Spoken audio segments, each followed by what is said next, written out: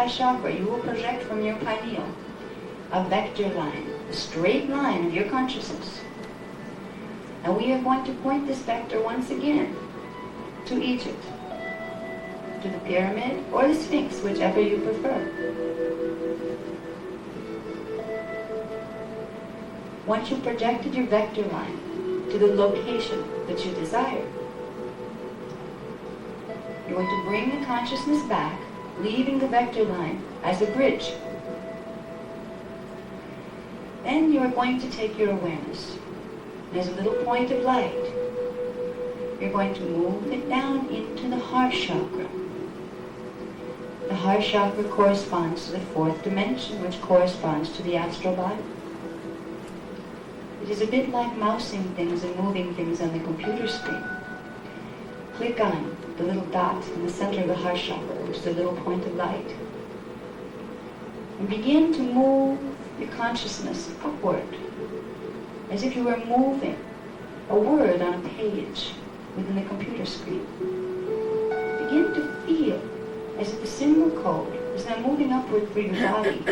Once it was down around your feet, all around you. Now it is beginning to move upward. Feel the bottom of it at your knees now, instead of it below your feet.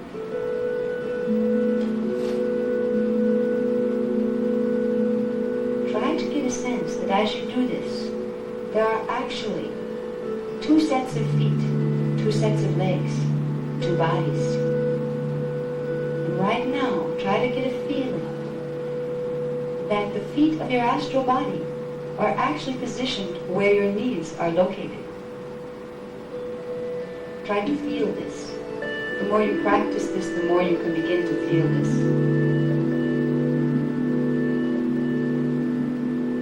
When you begin to feel the feet and the knees,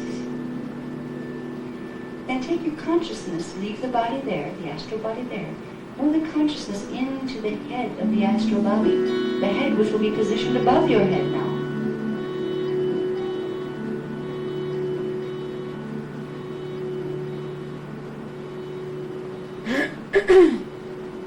Try to station your consciousness in the 6th chakra of your astral body, which will be a few inches or a few feet above your head, physical head. Try to get a sense of your consciousness flowing out from a few feet above your head, and also simultaneously from your own regular vector of consciousness that's stationed in your face. If you work with this, you will feel distinctly 2 faces, 2 selves.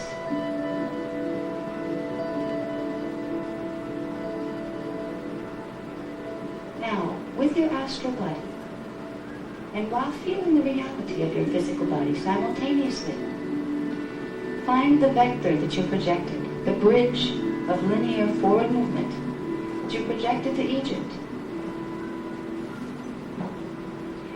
And begin to move your consciousness along the bridge, but take the body with you this time. Take the astral body. Feel it begin to dislodge. It may come out forwards, it may roll out sideways, it may just pop up higher, higher, higher till it pops out. Get a feel for it. There will be a natural way that your astral body releases from the physical. It may roll, it may pull, it may sound like skin separating from itself. Everybody's is a little different. Try to move it up now. Move it outward, down that vector that you projected to Egypt. Imagine your astral body now, with its feet stationed upon that time vector, walking it forward like a bridge of light. Slowly, so you don't lose track of your astral body.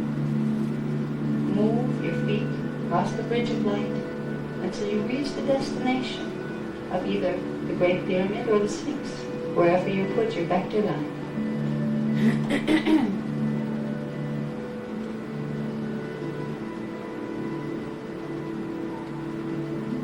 First, position yourself as you step off the bridge of light. Position yourself outside of the structure rather than inside. And stand there for a moment in front of the monument you chose. And say mentally to yourself, let the ancient eyes open now. I am ready to see you.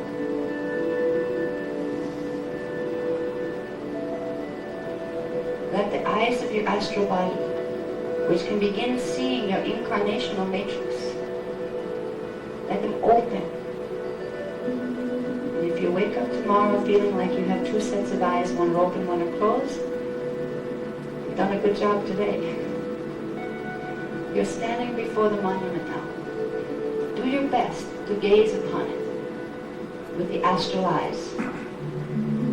What you may feel first is you see everything there, but you see no visuals. Rather, you feel.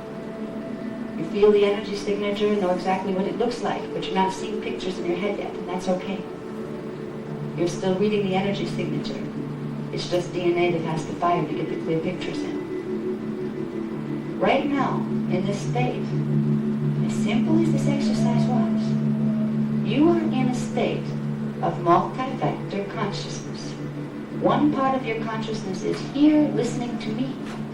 The other part is standing, gazing upon a monument in Egypt, thousands of miles away. And you are aware of both. Now focus within your astral body again. Hear the sound of my voice as if it is a voice in the head of a you that is standing in Egypt. Let become real the objects that are in Egypt, and let become unreal and dreamlike for a moment. This room that you are in, and the bodies around you, and my body standing before you. Let that be a dream for a moment. Try again to open the ancient eyes and see the monuments. You may see them as they are in their present time, or for many of you, you may see them as you knew them most well, in different time periods, before they were old, before they fell apart. Try to remember any visions you give now.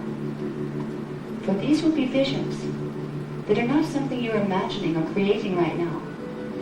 These will be visions, flashes, of your own incarnational memory matrix for times when you were there. Because everyone on this planet, everyone, has an association of being incarnate or discarnate within and around the Giza complex since it was built. There's a piece of each of you stationed there that holds your connection to the most ancient of ancient things. And as you begin to develop the strength of this time vector toward Egypt, it will take you to the appropriate past of that time where you were there, where what you need to heal now exists. The more you do this, the more you will strengthen that. So one day you find yourself literally in bilocation, where you are physically in both bodies and you know it and you can feel it. That is the potential of this exercise, but it takes practice, practice, practice. This is the beginning. You're setting frequencies in your neurological structure right now that are opening dormant neural passages that will allow your consciousness to become multi-vector. When you go home this evening, before bed, try to remember this exercise. Build a bridge of light. The only parts you need to remember most. Use the symbol code. Put yourself as a dot in the center. Build a bridge of light. And try to Egypt again. I'm sending you there because there's something for each of you to pick up there. Try to build it again. Move yourself over there. Walk across the bridge back to Egypt. Stand before the structures again. Try to get those ancient eyes opened. And if you do this before you go to sleep, you may find yourself in a very rapid projection where you feel the process of your astral body fully separating from the physical, and then you'll lose consciousness until you come back. And then you remember it, hopefully. But if you can keep yourself awake, you can keep the multi-vector going, where you can follow the astral body. Stay conscious. You don't lose the memory that way. You don't have to dig for the sequence. So try it tonight in your sleep. What I'm going to have you do now is I'm not going to leave your astral body standing out there looking at the Great Pyramids. You'll be a little crowded over there, because lots of them do that already. We're going to come back across the bridge. Turn around in your astral body and walk back across the bridge of light. Feel yourself coming back in to the room, but you are still positioned up above your physical body, where your feet of the astral body would be stationed at about where the heart chakra is on the physical body, as if you're standing on your own breast area. From that perspective, I'm going to have each of you move over to the wall on your right, whichever that is. You're going to take the astral body. You're not going to put it back in the physical body quite yet. Move it over as if it's walking across the room in front of the people that are next to you. And each of you stand against the wall with your astral body, with your back against it, where you're looking back at your physical body in the chair. Try to get a sense of your consciousness being in both places, especially within the astral body. Imagine yourself as physical, standing against the wall. Feel the feeling of the wall behind your back. Feel it. Tip your head back a little and feel the back of your head rub against the wall. And you're like, sound that only happening if you rubbed your hair against the wall. Reach one of your hands back in your astral body and drum with your fingers upon the wall. Feel the feeling, the solid hitting the fingertips as if it's your physical body that's standing there. Make it as real as possible, because you will draw more of your consciousness into your astral body when you do this. Try very hard to open those astral eyes and see your body sitting wherever it is sitting in the room. And don't be surprised if rather than looking physical, it looks like a glowing, sparkling form of light. For that is what in truth we look like. If you work with this, you will find a body besides the one you have here to roam around in. You can put it in the room you're in. You can send it to your neighbors. You can send it to visit children that you miss or relatives in the hospital. You have an emissary that's a part of you, and this is the beginning of learning to be multi-vector functional. First is D4 functional, then there's D5, and higher and higher. This is the beginning. Now we're going to come back slowly. Feel yourselves walking away from the wall. Feel the air move behind you as you pull your back away from the wall in your astral body. You're walking towards your body. For a moment, when you get to your body, stand in front of it. Try to see it again as you stand in front of it. Then turn around and sit on its lap in your astral body. And gently move yourself backwards a little and feel the two bodies come into register. Once they come back into register, then imagine again, remember the symbol code that you had around you that was spinning that you lost track of because it began to move so fast that your Merkaba spiral spun. Now you will begin to bring it back down into vision, which means you're slowing the frequency. You're slowing the spin and the Merkaba. You're bringing the astral body back into the frequency patterns and your consciousness back into the frequency patterns of the third dimension. Just for a moment with your eyes closed. Just for a moment. And now we're going to do something very interesting. It's called face flashing. You can keep your eyes open or closed as you listen to me explain it, and we're going to do it. It takes two people.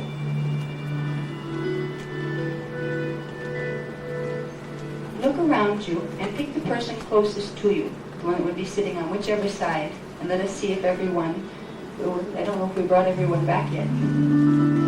Anybody that's still in Egypt, come home. Yes, there they are, they're coming back. Now we're going to do something special while we still have the state.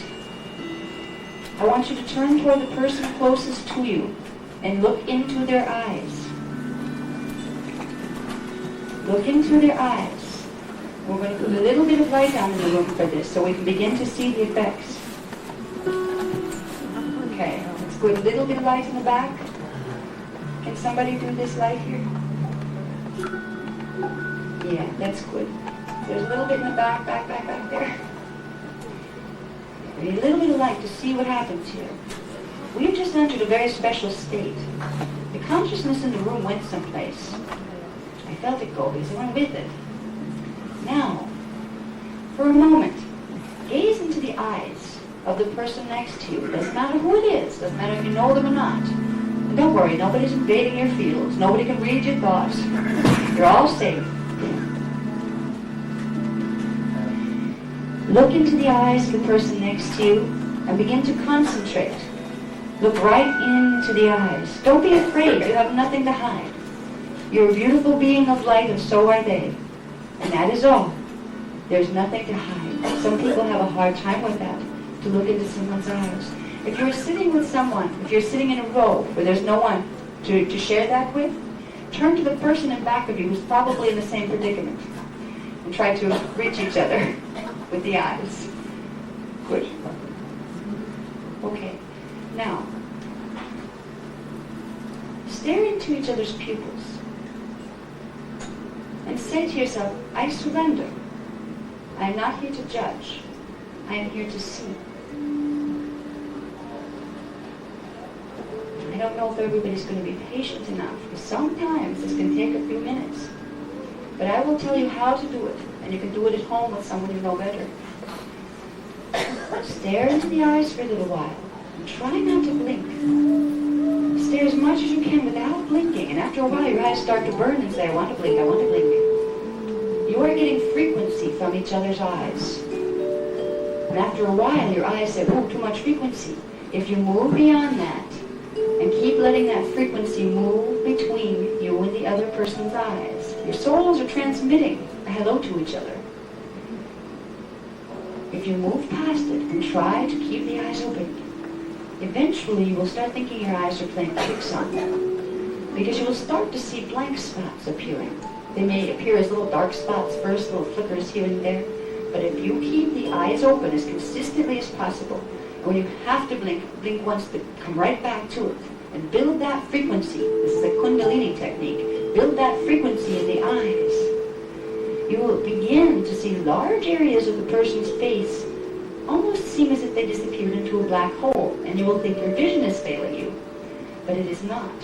You are getting the eyes used to a frequency, picking up on a higher frequency, where they can begin to see the space between moments. And within that space between moments, the more you can build to being able to see those dark spots appear until eventually the whole person's face disappears. And what you will see flash on when their face flashes off will be one of their incarnational selves, probably one you knew. You can do this with yourselves in the mirror too. Yeah, that's what I'm saying. I did it. When you get good at this, you will be amazed because you will literally see the other person's face disappear. You are shifting into a different frequency pattern.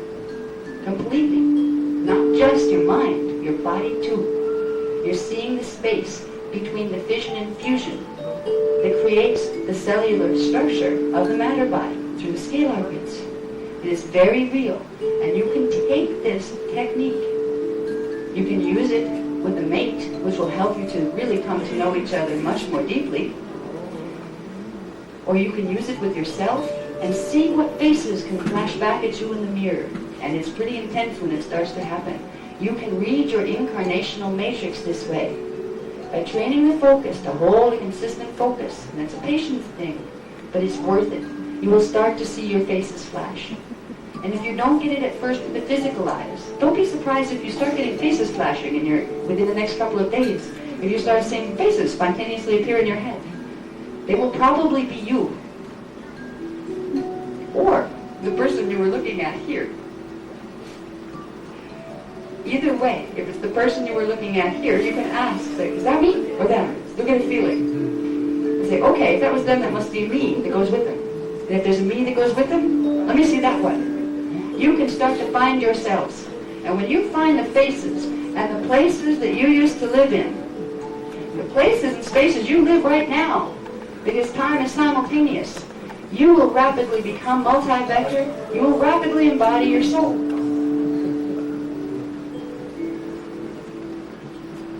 When we do this, you will learn to be able to do things that you can't even imagine right now. Because we've done this exercise, you may, within the next 3 days, begin to have spontaneous out-of-body experiences when you go to sleep. Don't let it scare you. If you all of a sudden find yourself hanging upside down on your ceiling and can't figure out how to get those legs down and your head up, this just means you need practice. If you end up at really rapid speed flying through the air, and then you smack against the wall, just realize your vibration wasn't modulated quite right. It doesn't hurt as much in the astral. It's not like getting squashed on a wall. Where'd you go? You are entering fourth dimensional consciousness. We're going to bring you back now, all the way back. We'll talk a little bit about the history in a minute or two after we get everybody back in focus. Tell you a little bit about what's going on, about Iberia. Also, because I didn't want to lose any of it, by us running out of time. Did anybody have any shifting of consciousness during that experience? To raise your hands if anybody had any shifting of consciousness type experience with that. Well, that's pretty good. Not bad for a first try. Now, these things are cumulative. We're going to have advanced versions of these on tapes as soon as I can get the transcripts down. It's like there's not enough of them. But this was just introduced, how to do this. Even with me, they used to use certain techniques to get me to get out of body and learn how to do this. Eventually, you'll find your own home technique that works very quick. What you got by taking your consciousness on this journey this time were certain codes activated in the DNA and in the morphogenetic field that will begin releasing the phase lock between the three-dimensional and the astral body. So if you start to have weird experiences that really aren't weird, they're actually good experiences, realize that they're coming because of this experience. It may take usually 3 days when you start to have some weird effects happen. But they're okay. It means you're making progress. If you start to feel yourself peeling out of your body while you're fully awake and driving or something, simply command it, no, not now. Remember, it's you. It's you at D4, and you tell it what to do. You direct it. You got to remember this. If you start to, you know when it might pop up while you're awake is if you're really bored. If you're sitting somewhere and you're really bored, you may find yourself floating out of your body over to the right or left, or if you're really curious about something.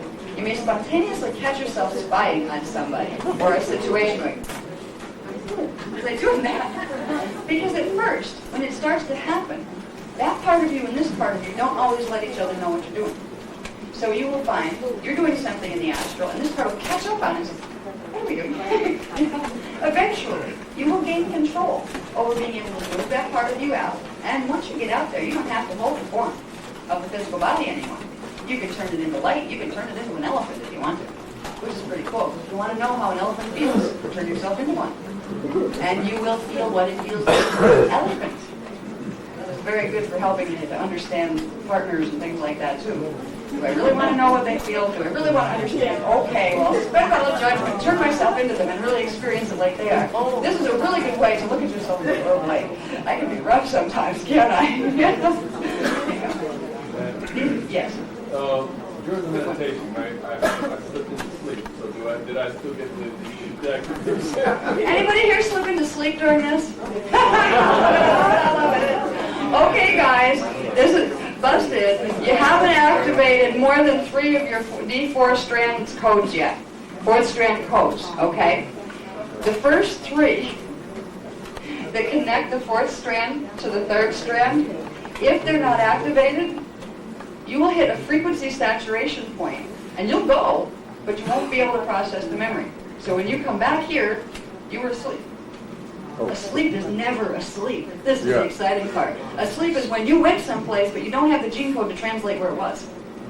Okay? So if you fell asleep, you hit a saturation point, that's all. The more you push that point, the further you'll go with it. The more you will be able to stay awake, the more you will be able to do this. Okay? Yeah, it's kind of funny. I have people fall asleep in some of my private classes on a regular basis, and it's almost like a private joke. It's like, well, they hit saturation point again. The DNA can't take anymore right now. And they grow past it. Yeah, everybody grows past it. But it's very normal. That's why I asked the whole group if they'd had that happen. Okay. You know what? I think, because I do not want to miss the opportunity to have Preston Hunt and Nancy Nidell do their thing, I'm going to let them do their thing first. They're going to introduce some really neat stuff. You've all already seen some of Preston's interesting things. Now, this is chelantic science in motion, and it makes it fun, which bypasses any, do I have to learn more? No, play for a while, okay? There are reasons why things like this are incorporated into the program, because they are helping you to shift, and they are helping you to activate DNA too. We're going to let them do some things on, I'm not sure what he has in mind. I think we're going to explain a little bit about how the medallions and things work, or did you do that already? Kind of. Yeah, he has a surprise. He told me that they organized this thing together, so I'm going to kind of like sit there and watch with you. But it's about chelantic art, and it's about using rhythms. And then we're going to go into part of what we're going to be asked to do on January 31st, or December 31st, January 1st. Okay, here you go. Press the button. Sure. Great. Okay. You want me to explain resonance alignment imagery while you get a couple things As it together? relates to her art. Sure. Okay. We're going to go into resonance alignment imagery a little bit here. Now, it's called resonance, which is like a vibrational harmonization. Alignment, meaning bringing resonance into alignment with each other. One vibrational pattern into alignment with another vibrational pattern. Imagery, meaning something you see that can do this to vibration. Okay. Now, I was taught chelantic science, resonance alignment imagery, in a very interesting way. They would take me on bilocation projections to Tara, show me certain sites on Tara. And from those sites, they would say, now remember everything you can see before you. Just remember everything you can see. Pretend you're taking a picture with your eyes. Okay, so I do that. They bring me back, and they say, now make a drawing or a painting of it. All right, so I do it. Do you know what that has the power to do? Look nice on the wall? I mean, remind me of home? I don't know what. They explained to me. It created a frequency bridge between the space that I went to and back here. They said, have somebody use it in meditation and move through it.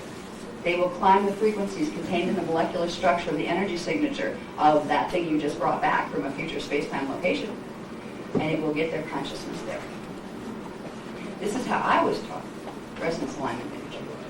The concept behind it is everything is an energy signature.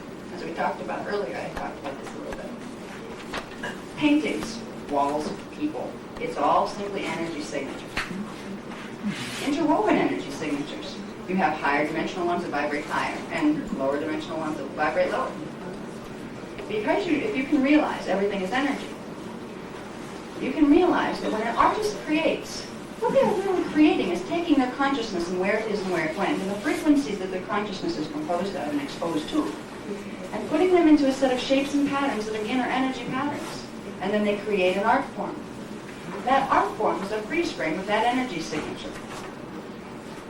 It can be used to reaccess that energy signature, not only by the one who made it, but by other people who use it. Now it's funny when you use like regular artwork that people don't think too much about, and you try to go into it, you get like a really bland kind of look. Yeah, I'm still here, it doesn't do anything for me. But when you start to get higher dimensional art, people are hitting higher states of consciousness when they're making the art. They're setting a frequency bridge for you. So when you move into that art and try to move your energy into the energy signature, you're picking up frequency patterns that will take you to the places the artist has been.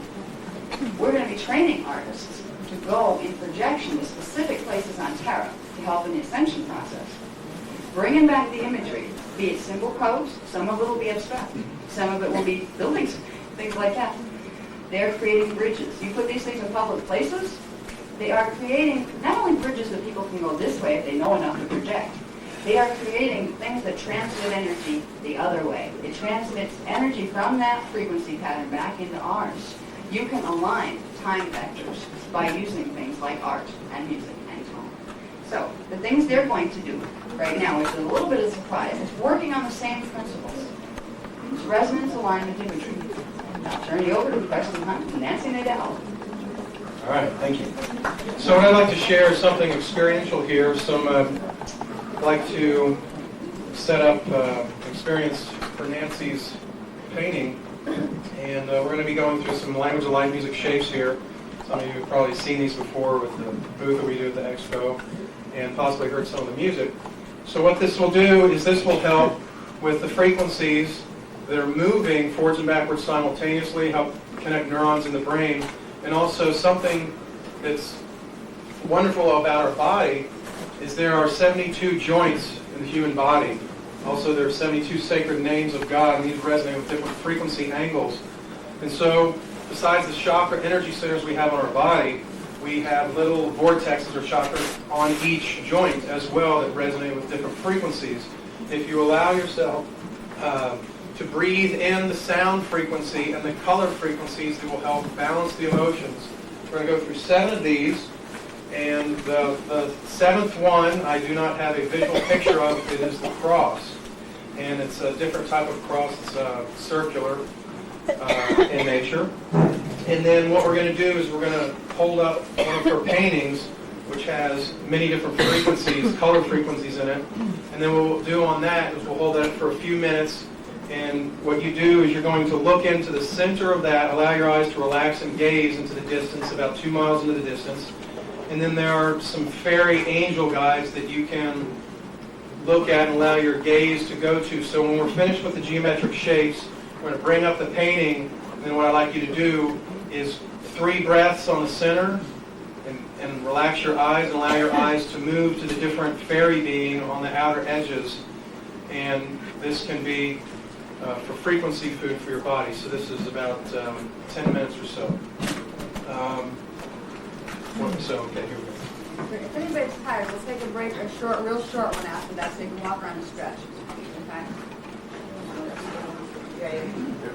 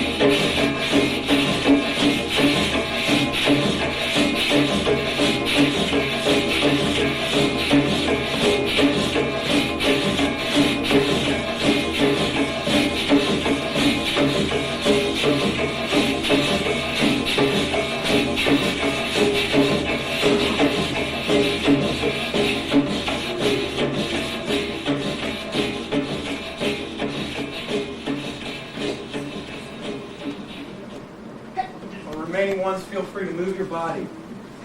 However you feel like moving. While breathing, too. Breathe.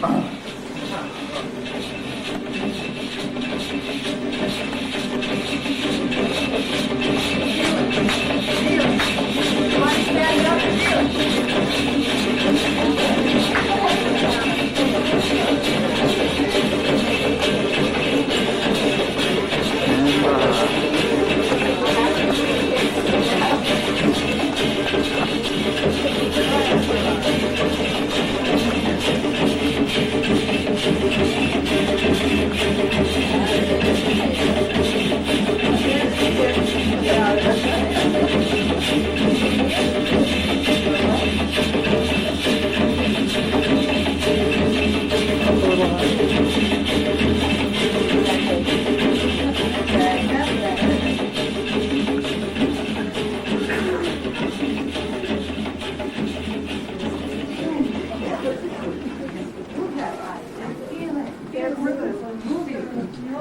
Geometry of water on the molecular level.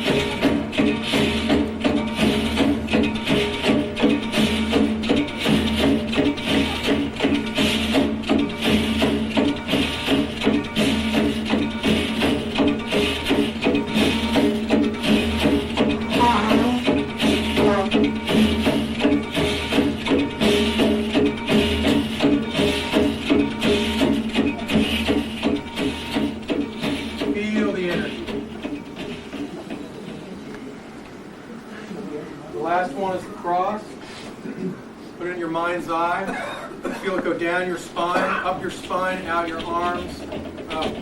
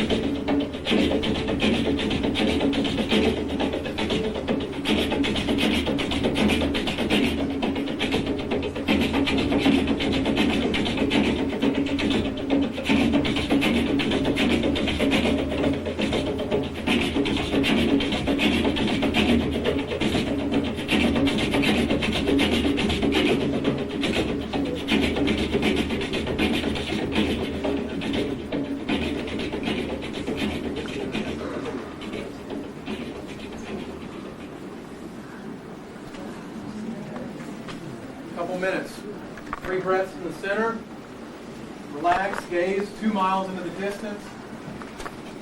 Breathe it in. Then go to the outer spheres and circles for 3 breaths. Did everybody sit down? Yeah, you can't see it.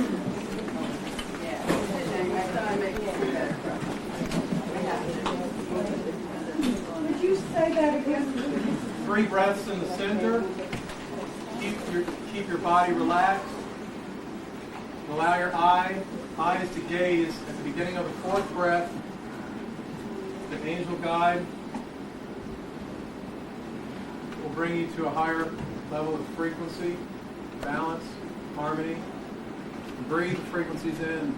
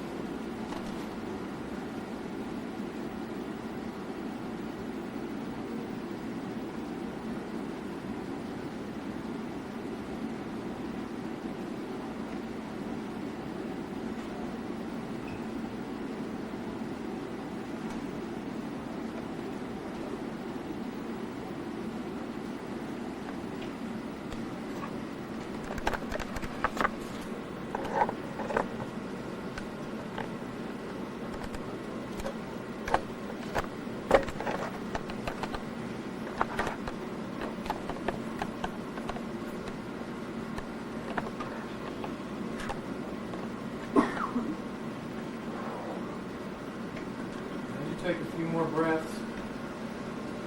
When you're comfortable, close your eyes. Breathe in all the frequencies. Allow your body to feel. Allow your heart to feel.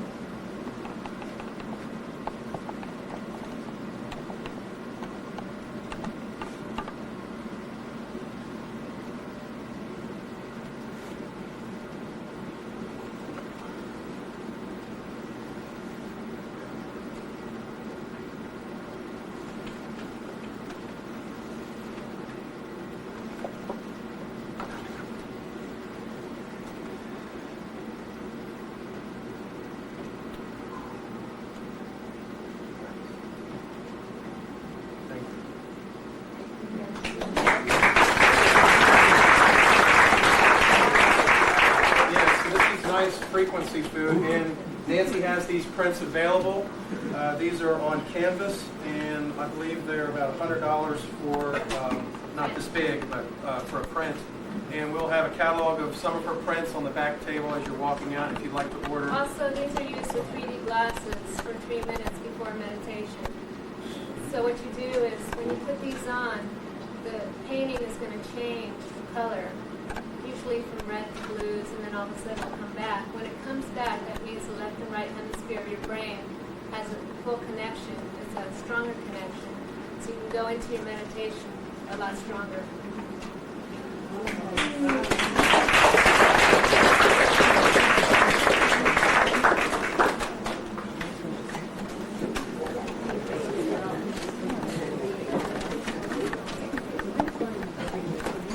I didn't want to interrupt it all. But I wanted to say one thing. One really neat thing to do is when you're looking at one of those, cross your eyes just a little bit and bring your point of focus right to about here, where you're just a little bit off. And stare at it that way for a while, too. You will begin to do the same thing that the glasses do, which is synchronize the both hemispheres of the brain. And you will begin to see things pop out of there that weren't there when you first looked at them. Okay? That will help you to bring the love inside the brain back into synchronization with each other, so they get used to operating concurrently and simultaneously. Any of this type of thing. In fact, you can take any kind of artwork, particularly geometrical type stuff that has lines and things like that, and you can play these games with your eyes. It will directly affect what your brain is doing. Shift your focus a little, cross the eyes, cross them a little. There's a very special point that you will find if you play with crossing and uncrossing them. Don't leave them that way that long. You don't just cross them and stay there. Wouldn't want to get stuck, as they used to say in the old days. But if you play with it, bring them in and then back, and back, you will find a place where you actually see more clearly, but in a different way. You're seeing stuff that you don't see when your eyes are going like this. But there is a place of pure focus where you see something completely different in the same space. And it's just as much vision as what you have when you're going this way. Another neat way to show yourself it's true is, anybody ever do this? I used to do this as a kid. Look at street lights. The single bulb street lights, and cross your eyes. Anybody ever do that? Yeah. Not for long, but just really. They turn into these gorgeous starbursts, big round mandalas and a beautiful glowing energy. And they used to bring back and forth all the time to watch it. So there's a lot to playing with things like your eyes. That's why I wanted to introduce play here, because play can be just as, sometimes more as effective in helping you than too much data, especially heavy stuff like I talk. So. Now, we're going to take a short break, but I don't know. I'll leave this up to a hand show. I have one more little thing that I want to add to the end of this, since we went through this period of experiencing vibrational reality. That's what we were doing. And by the way, just so you know, next time you have an opportunity of somebody coming up and showing you some kind of things like this, we're so used to, conditioned to, sitting there. When you hear a beat moving like that, give your body permission to get up and go. Let the frequency run through you. Let it move. We're taught not to move. We're taught to stay stuck. And we do, like the little soldiers.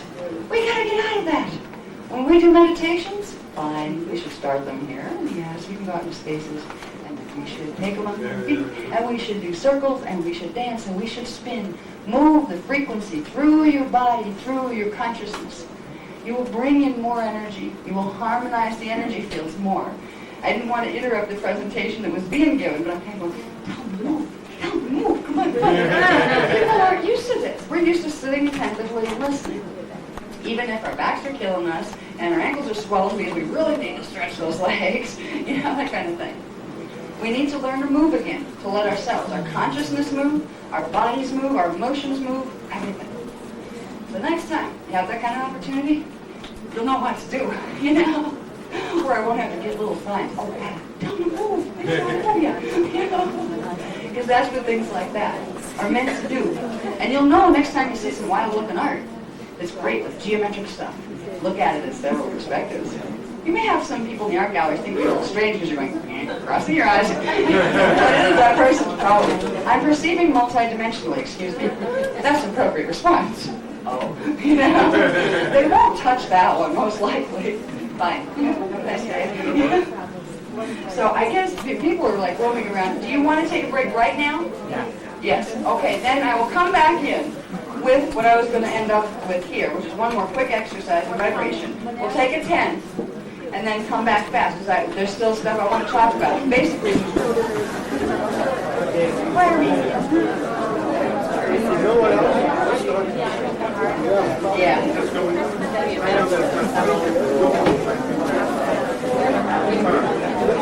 It also has people kind of middle of the video. I'm trying to get the video on it so it's available to people who want to buy it from other parts of the country. Anybody back there like to flicker the lights to let them know that it's showtime?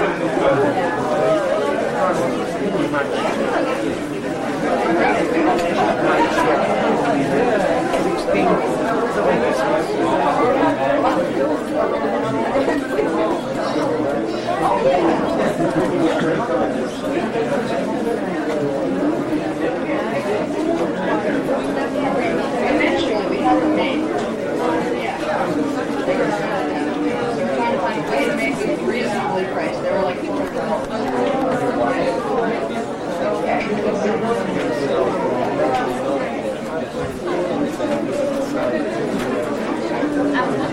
Where did the pictures go? Oh, you know what? I think I lost my Mylar band.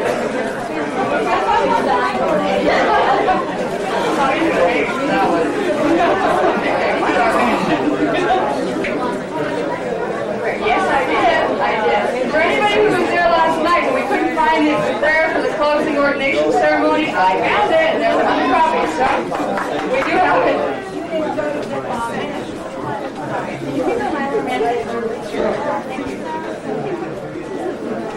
Okay. Now.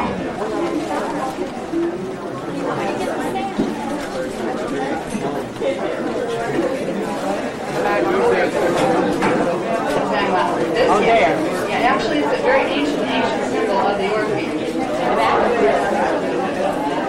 That's the group insignia of the Orpheus. It can, but it represents the flame, the eternal flame. Okay, still going indoor. 10-minute breaks last a half hour. Hour-long lunches last 2. I mean, crowd control. Okay. I don't have my bagpipes with me. Who needs it with the lungs I got? Okay, everybody ready? Sound like we're at an auction here. But I can't talk that fast, so I won't even pretend. 3 more years like this, and I'll be just going to make the time. Okay. What I would like to do, before we get into the heavy data, dry data stuff, I want to take down one more experiential thing that I was going to do at the end before we left, but everybody was really itching to get up out of their seats. So now that we're all done with our itching and we're trying to get seated again, I want to stress one thing about the vibrational experiences we've been having here. They're very important. I tried to take you through an experience, and with Preston and Nancy helping, So you begin to experience the reality of sound, of visuals, which are a form of light, and of vibration as it moves through the world, as it moves through your systems. Vibration actually is sound. You don't necessarily hear it, but somewhere it has a tone. And sound is the first part of the morphogenetic field, out of which the scalar field of standing waves, light, emerge. Sound, from the words we say to ourselves in our head, to what we speak outside to people, to the sounds that bombard us from every angle in this culture, directly affect our morphogenetic field. They either help it to resonate higher or lower. Sound is also a very powerful carrier of energy. Just like you hear little seeds in here going from one end to the other. They're carrying sound, vibration from one end of this tube to the other. When we understand little things like this, we have the ability to understand how the earth grid works.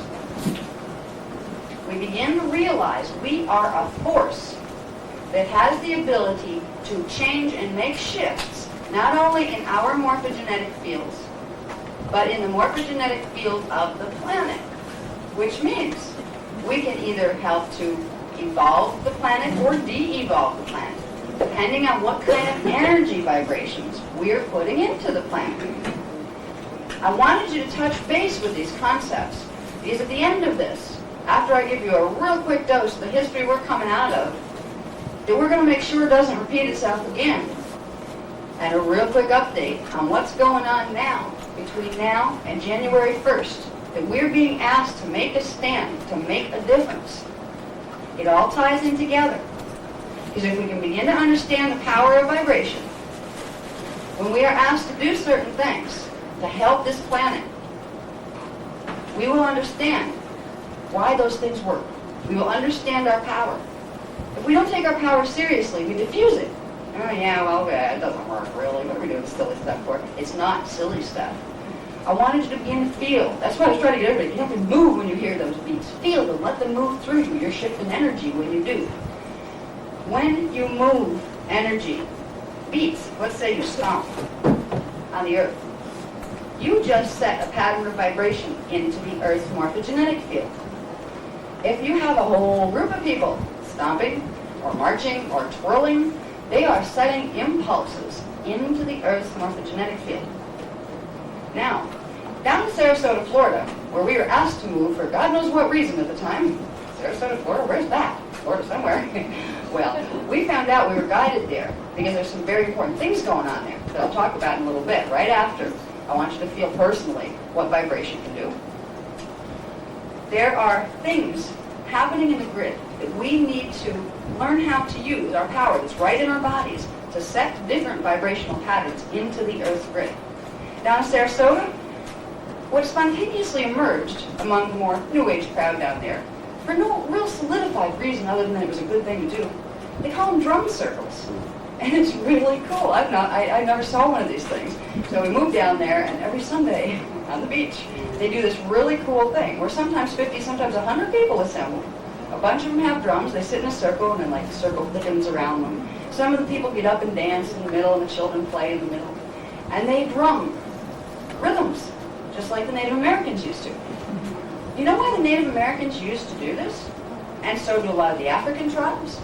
They're fully aware of the fact that setting rhythms in motion is setting vibration in motion, and it changes and affects the planet as well as the people.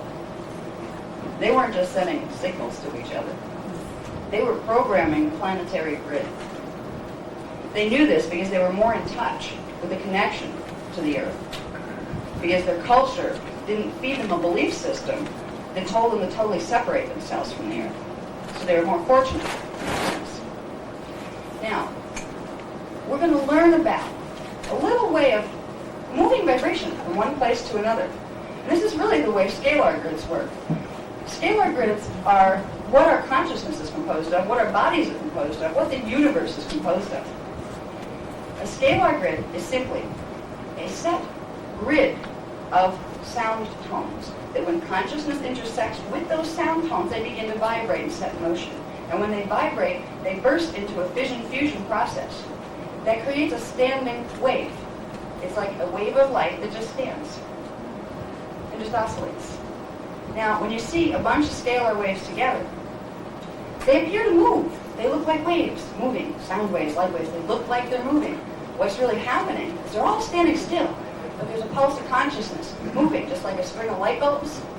When you see marquees with lights going around and around, one will go on, then off, the next one goes on and off.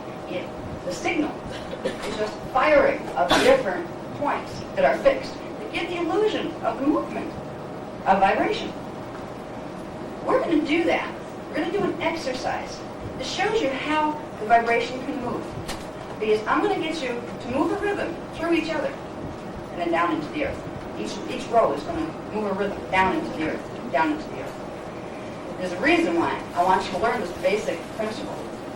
Because when you're asked to help, what's happening on December 31st to January 1st, this is one of the techniques you're going to need to know. You're going to need to understand the basic principle that I'm not just making weird vibrations here. I am helping to reprogram the grid system on the planet. It's about moving vibration. Drums are great for that because they will set up a beat for you, just as you heard with Preston's music. They all had a beat. They all said something to the morphogenetic field. We hear beat or feel the rhythm. Our minds kind of go, that's a rhythm. Our bodies respond to it in certain ways, specific ways. So does the earth body. So, what we're going to do in the first exercise is kind of funny. And see, I'm also trying to get y'all used to feeling comfortable with people and with each other. That's why I like staring into each other's eyes things. Some people are like, they're not used to intimacy at all. We're used to keeping our feels down from each other. In this group, when we're in this room, we're here because we care about spirituality, we care about this race, we care about ourselves and each other. Here, at least, you don't have to have those shields as strong as you would perhaps walking down the street or whatever. So I want you to all get comfortable with each other. Because those of you who are going to participate in the thing on New Year's Eve, we're going to create your groups and you're going to do your part in helping make a stand to get the freedom back for our planet. You're going to need to feel comfortable with each other and say, okay, for this moment in time, we can relax together and we can join our fields a little bit to allow the collective of who we are as a collective, which is greater than the sum of its parts, to move through us and make us even a more powerful force of healing on this planet. So, I'm basically going to have you, the people on this end, I want you to all face this way. Okay? Turn around and face this way. Turn your bodies with your back is toward the person behind you. Yeah, where you're all kind of like a train. And this way would face these guys. This way. And if you're holding anything in your hands, put down on the floor for now. Okay. Get your back, I can move my chair. No, why don't you just take It's really funny. People are looking like, what is she up to now? I love it. The element of surprise. Okay. All right. Now, the first thing I'm going to do is I'm going to just, and I was hoping to have a round for this, but it's not here, so we're going to use this. More hands. Okay. I'm going to... I won't say I need a hand because I don't need applause right now. That's not what I mean. Raji's going to help me. He's going to do a wonderful thing as far as turning this wonderful instrument into a percussion instrument, which is a very talented thing to do. I wouldn't have any idea how to do this. I'm going to set a basic rhythm with this. First thing I want you to do is on yourself. Okay? Now I'm going to scream this because I need hands to do this. First, I want you to put your hands like this over your heart chakra. And just begin.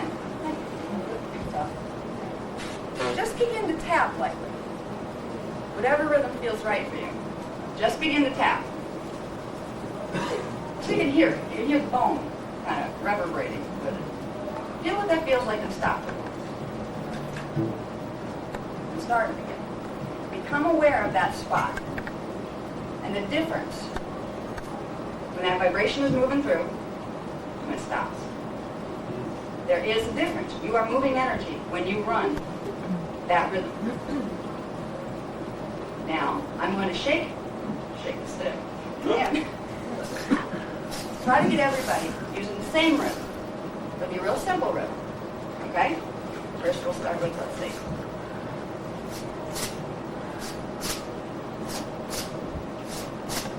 Pick it up.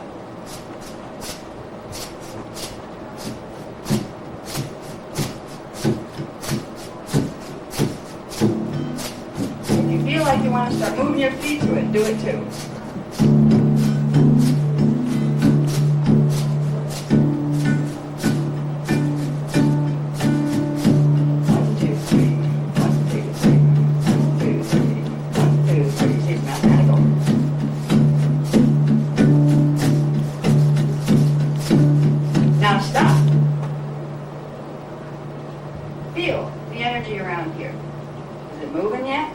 Feel some sensation there? You can put this any place on your body. If you have something that hurts, drum on it. Preston taught me the secret to that, and then the Guardians amplified it for me. He does wonderful healing work by literally placing a block with and using drumsticks and doing rhythms on different parts of people's bodies. It's awesome. He did it on me once. I was like, wow, this stuff works. He was part of my training in learning about rhythms. So I could teach you about setting patterns into the earth grid and into your own bodies. Okay, so we started at the basics. 1, 2, 3. Now, I want to have you turn the person in front of you whose back is in front of you. Do it on that, but we're going to wait. We're going to do it in sequence. We're going to start with the person on this end over here. And she's going to do it here. And then when you get it, you're going to pass it here. And then you're going to pass it here, and then pass it here, and pass it here. Once you pass it, stop. Okay? Pass it to the next person. When the person on the end gets it, do it with your feet down into the earth grid. Okay? We want to get it. It's going to be a little hard to get it all in sequence right away. But get the concept of passing that vibration down, down, down, down, and down into the air. So the people on the end will be responsible for the feet. Okay? And the ones behind each will be responsible for passing it down through the backs, through the heart chakra. You are setting it through the astral body, by the way, by using the heart chakra. So you're setting a vibration through the astral body. It'll go down through the physical body and out those feet and into the earth grid. Okay? This is the secret that the ancients knew. This is why the Atlanteans walked the ley lines. They walked them very carefully with very specific rhythms, and they set their own rhythm into the grid, and the grid responded. So we're going to do this. We're going to start with, I guess I'll try to hold the rhythm with this. Maybe I'll let you do this. You're better at holding the rhythm than I am. We're going to listen to Laraj. You just 1, 2, 3.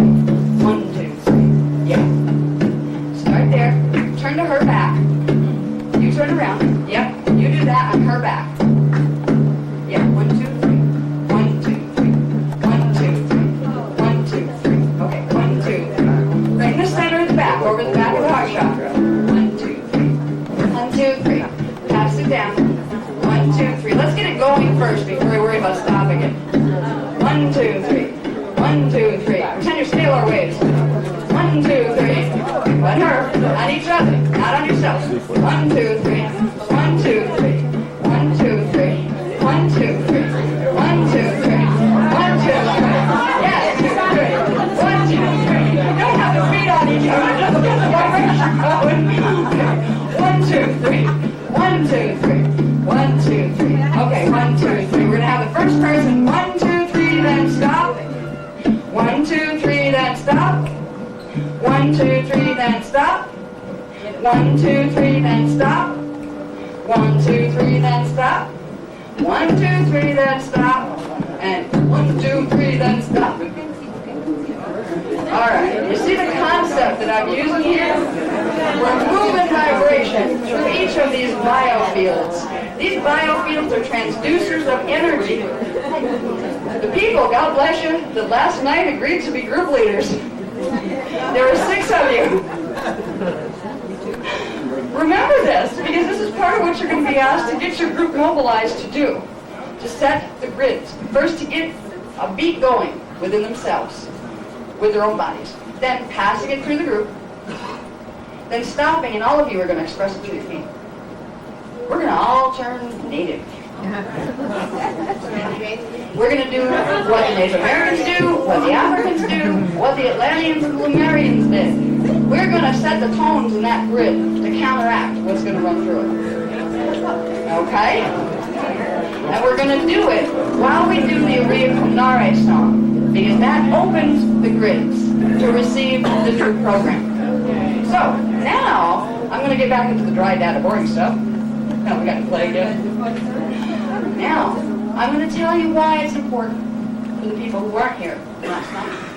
I'm going to show you some of the things that are happening. First, I'm going to tell you a little history on it. It goes back to Nibiru. It goes back to the last time we had an ascension cycle. Now again, for anybody who's forgotten, an ascension cycle is not just a spiritual word.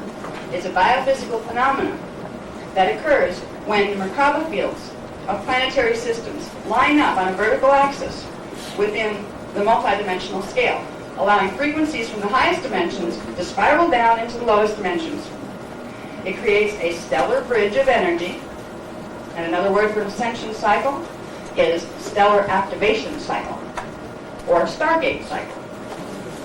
What happens during these cycles is a stellar bridge of energy, a frequency bridge of multidimensional energy that picks up speed as it spirals down, links with the electromagnetic fields of the Earth.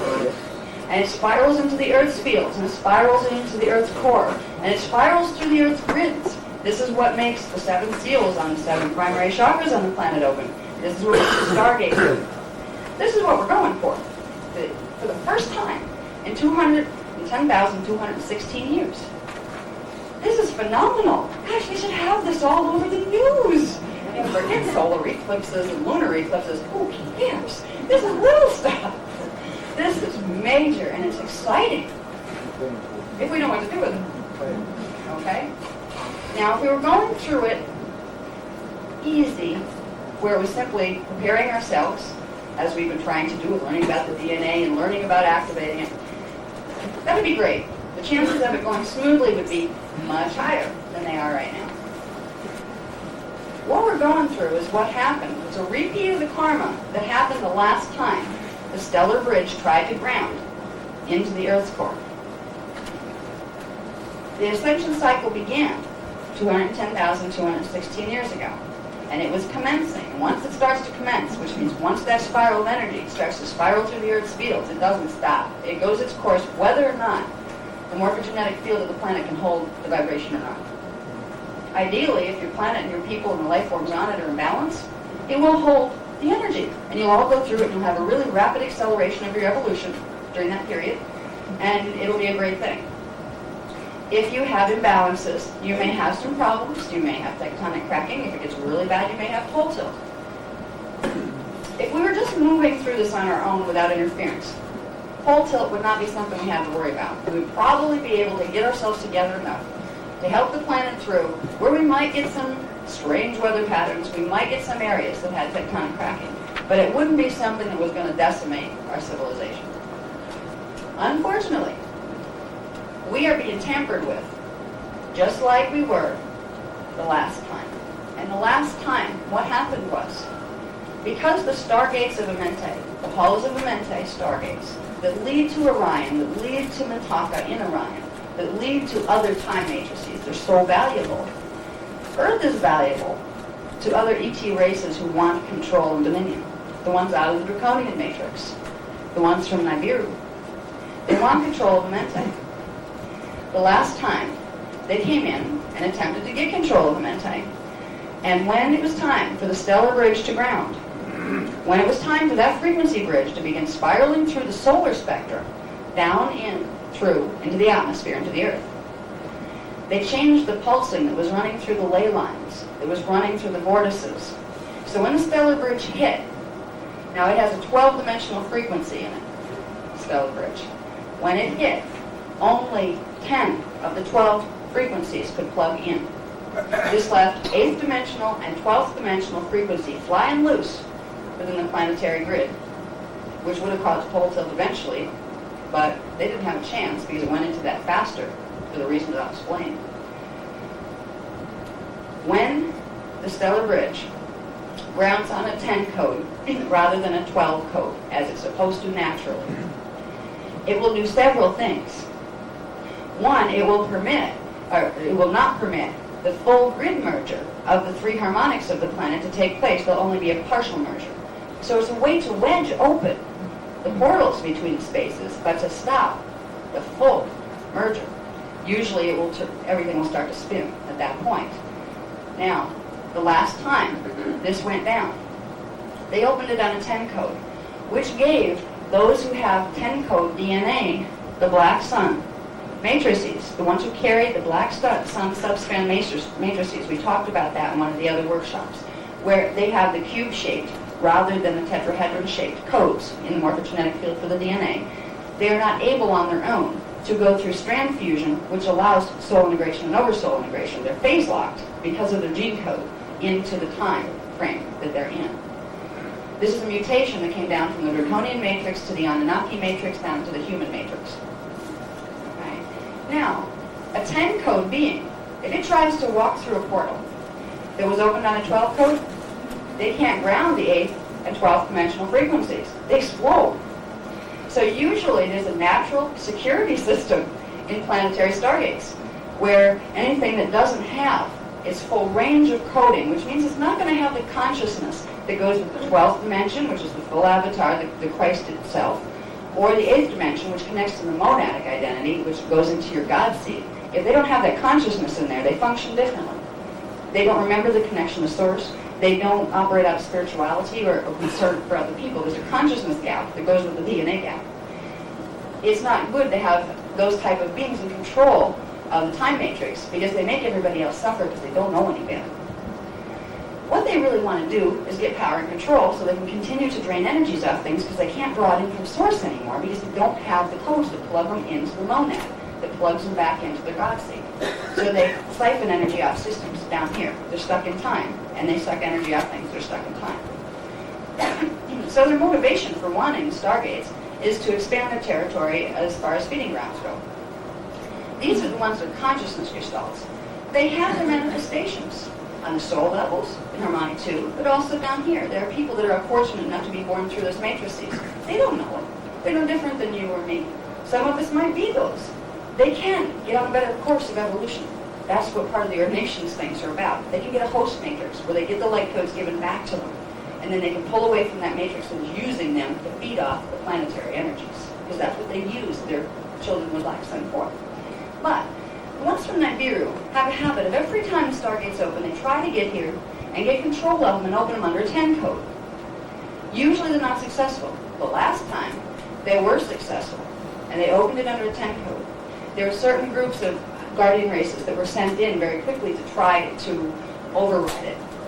They were called the Orifim, and they were a combination of the founding race, Anahazi, from the Syrian races, which were like the Christed beings of the Syrian strains, combined with the Tauridicium and human imprint, the highest of both strains. They have some of the highest codings in the universe. They were sent in to try to correct it before it went real bad. And we were sent in too late. It failed miserably.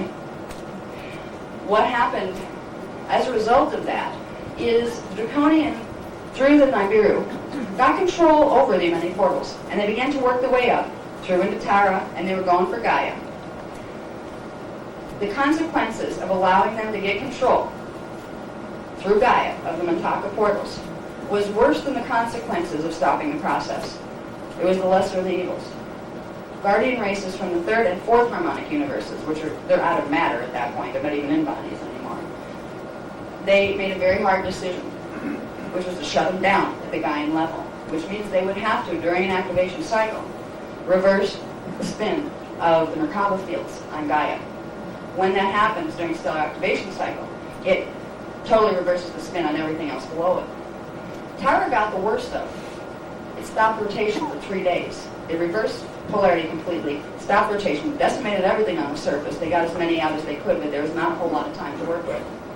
Here, there was a partial pole shift, and it wiped out a lot of things on the surface, most things. Some of them went underground, to what we call the inner Earth, that frequency modulation zone. So there were disastrous consequences the last time. Most of us, when it was 210,216 years ago, and I believe that's 208, 216 BC. I think that's what that comes out to be. So, most of us on the planet now were through this period. We were there and incarnate in some form or another. What happened after that was even more messy. There were groups of both the light-coded beings and the dark-coded beings that went into retreat in the underground. They went down through the tunnels that do exist inside of the earth, and they crossed over through the portals into inner earth and some into parallel earth. And they continue to prosper there and grow and raise their family lines. The ones from Nibiru came and visited after some of them started to resurface again, and it could be inhabited here again. That's when they decided they were going to enhance us genetically. They came in at first, they created mutations by combining us with animal forms. Now what they will teach you, if you listen to anybody that's saying, I'm the representative of Nibiru, what they will teach you is that, oh yes, we came in when you were pathetic little animal forms, and we enhanced you so you could become the nice humans that you are. You know, they're trying to make themselves look like they created us. It's a lie. They did not. They mutated our gene strain. They made it so we were phase-locked into third strand development and couldn't plug 4 or more in, which limited our perceptions to 3-dimensional reality, where all we had was 5 senses, we could only see what was going on before our faces. There were times after that, about 150,000 years ago, when part of the good guys, Syrians, came in and tried to fix it. And they got help by the Palladians. It was a mess here, what they did with the gene code. We were mutating, we were losing our capacity to hold a 12-strand pattern. We were getting totally thrown off our evolutionary course. They came in to try to fix it with what became the Palladian seal in the DNA. And I won't go, it doesn't matter what the schematics are on that. I believe some of that's described in some of the back of the chart pack. I gave you excerpts. It's going to be Voyagers 3, which we hope to have out this year, as well as the other Kilanta book. With the Palladian seal that was put out to try to help us, it actually caught us in a time loop, because our DNA is totally connected to how we experience time here. Our DNA is really genetic time codes, because it's the sequencing and the pulsing and vibration and the scalar waves in the DNA that will determine what vectors of impulse you perceive through the DNA. Impulses and vibrations that are really just a unified field of vibration are taken, sequenced, and bent in certain ways. Light and sound get bent and moved in relation to each other in strange ways. And what that gives a person embodied within that energy form is the illusion, the holographic perception of a 3-dimensional solid matter reality system that moves forward in time.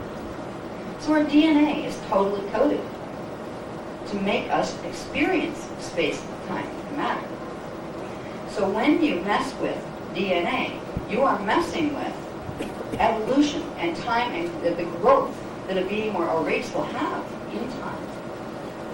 With the Palladian seal that was put in, we not only got stuck in a loop that would, at least loops have 2 ends that you can possibly get out of it, it stuck us in a donut over and over and over again. That's why it's still us.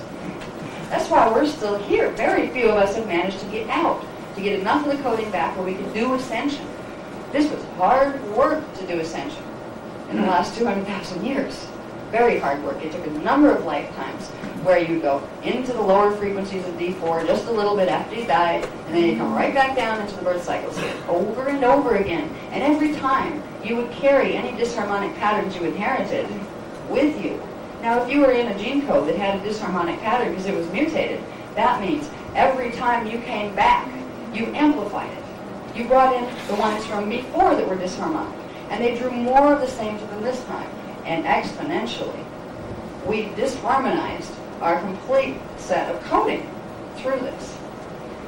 It was a mess. And even some of the best minds in harmonic 2 and 3 were scratching their heads, kind of going, oh dear, this didn't work like we hoped. They hoped it would give us a loop that would take us a little longer to evolve, to purge out the mutations. But it didn't work that way. It compounded itself. we ended up with something called a miasmic body, our shadow. It's the part of ourself that cumulatively, over the last 200,000 years, has been building up its own identity structure within our own morphogenetic field. That's the part of yourself that when you say, oh, I'm going to have a great day, it says, no, I'm going to have a lousy day. And it's, oh, I love that. I hate that. You know? It created an extreme polarity within us. The one part says, oh, we want to ascend. The other one, there's no such thing as ascension. No. The skeptic, the dweller on the threshold, it has a name. It's your miasmic body. That was created by this mess of genetic mutation and attempts to fix it that didn't work. We can undo it, but first we have to recognize it.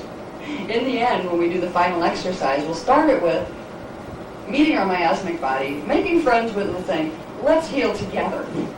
Because you need to reverse the polarity of spin on the particles that compose it in order to be able to fulfill the process of Hoover body integration that goes with higher identity integration. All this started 210,000 years ago. This is our chance for freedom. That's why I'm not depressed when I talk about this. It's like, finally, it's about time. Let's get out the dirty laundry, air it all out, show it for what it is, and show us how to fix it. That's what we're being shown. Okay? Now, what will happen with the miasmic body? See, we're part of the planetary body. We have a miasmic body, our shadow. Our culture has our shadow. Our planet has its own shadow. It's lower vibrational particles that they're actually antiparticles that are stuck in particle fields that don't belong there. And they make it so Merkaba fields can't combine. They make it so ley line grids don't combine the way they're supposed to. They throw off the harmonics of the planet. The planet has accreted its own miasmic body as we've gone through this cycle. Part of this is going to be purging, which may cause some upheavals in places. What will cause real upheavals is the fact that our old buddies are back. Because of that planetary miasmic body, we have something called race karma, where we're going to walk through the pattern again because we're caught in the donut. And the donut means you'll just go round and round and round and amplify it every time. So if it was bad last time, it'll be worse this time if we repeat it. That's why we're being given the information so we don't repeat it. Enough already. You know? It's enough. Everybody up there says it's enough already. Do something. These people need help. And it doesn't matter if we deserve it or not at this point. It's worth helping us. We're being given the tools through chelotic science and the understanding of this paradigm. And not everybody can absorb this. This tends to be broadcast out to the highest minds on the planet, just so you know. So it's kind of special to look how that is. You have no idea how wonderful you are. The fact that you can sit here and understand anything I'm talking about. I'm so thrilled. You're very special people. We have a job to shift the time back, to shift out of the donut and not let it repeat itself again. And what does it mean, repeating itself? It means, as usual, the ones from Nibiru are back. They're messing with us again. They want to make sure our DNA doesn't activate like it will if they left us alone. They don't want us to go into multi-dimensional, multi-vector consciousness because we can see them then and we can watch ourselves so they can't manipulate us. They want control, of course, as usual, of the Mente Stargates. And they do not care if they create pole reversal in creating that control. They don't care if they wipe out whatever is on here. They have enough stock of their own that they've borrowed and stolen that they can receive under their coding if they want to. So they're not overly concerned with what it might do to the planet if they try to forcefully take control of the Mente portals. And that's precisely what they're intending to do, just like they did before. And when they did it before was when the stellar bridge was grounding. That is the end for them. They can still mess with things later and throw some disharmonics in. But the big vulnerability point is when that stellar bridge is grounding. Because if it grounds under a 10 code, every ley line, every vortex on the planet opens and activates on a 10 code. It totally throws off the harmonics of the planet. And it totally gives them access to control everything. Where those 8th and 12th dimensional frequencies that usually block them from being able to get massive control over things, they're no longer running through the grid. It shuts down the invisible security system, turns off the alarm. That's what they're trying to do. We can stop this if we understand that we have the power to directly influence the morphogenetic field of the planet. By rhythm, by sound, by vibration, and by using our bodies as living, walking conduits for frequency, the right frequency. The people in this room are drawn here because they have the ability to hold a 12-code pulse, which means they have certain genetic things that will allow them to ground the frequency of 12-dimensional coding. They may not be ready to do it yet. This is why they've been pushing the ordinations thing. It'll help you, but it'll help the planet too. Because every person who has the ordination in a link with the Rishi level, they will be able to, in very little bursts, activate your 12-code pattern that you received through the initiations. They can't run it through any one person completely or for very long, because none of us are at a level where we can sustain a 12-dimensional frequency coming through. A little burst we can handle. That's what they would like to do.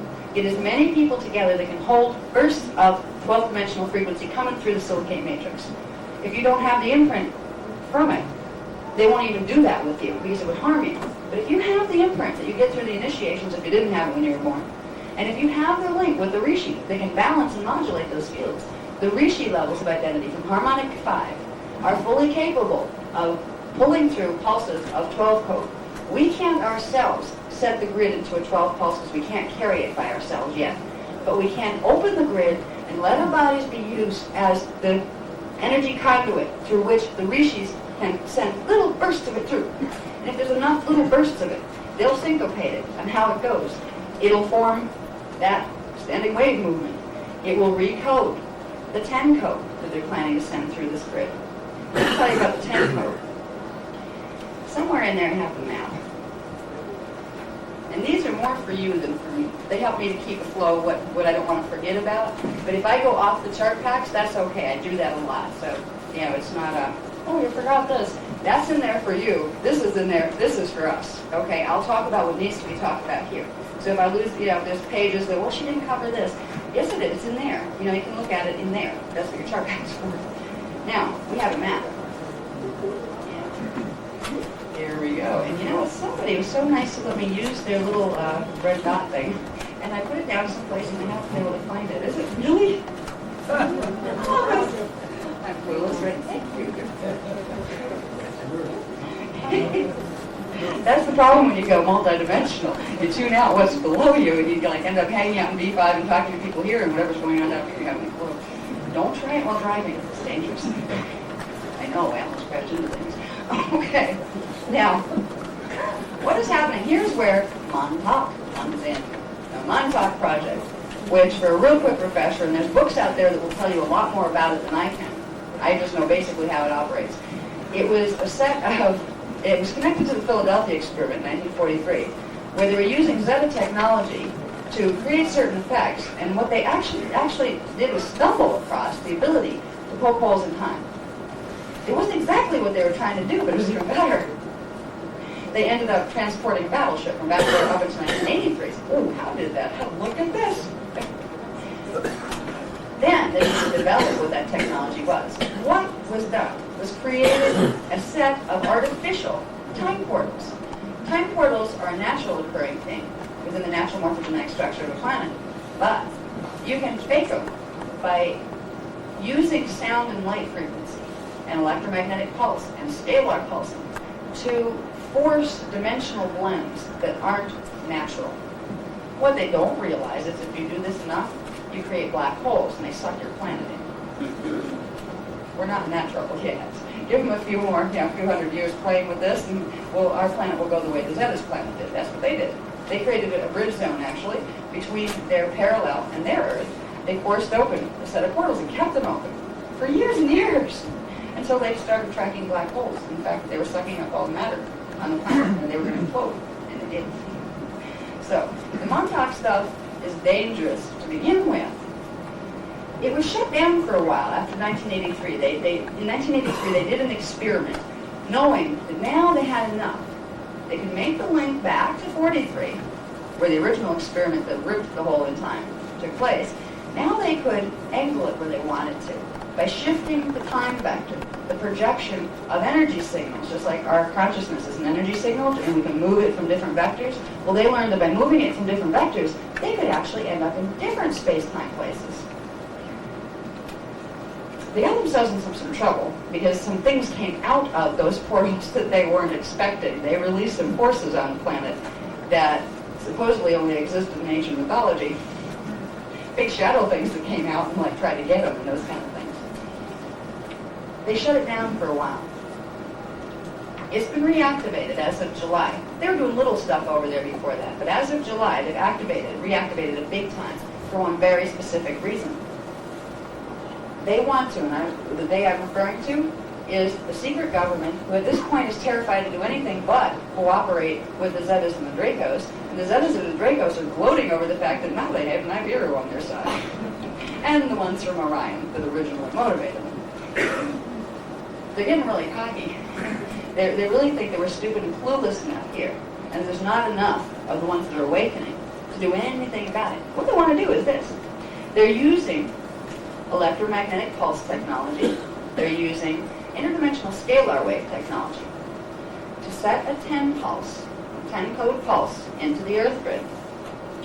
They're going to start it. Find a little red dot. There it is. Okay, they're going to start it around Bermuda, the Bermuda base. They're going to move it up into Montauk. They're going to use those portals to send it all into different time zones of the same location.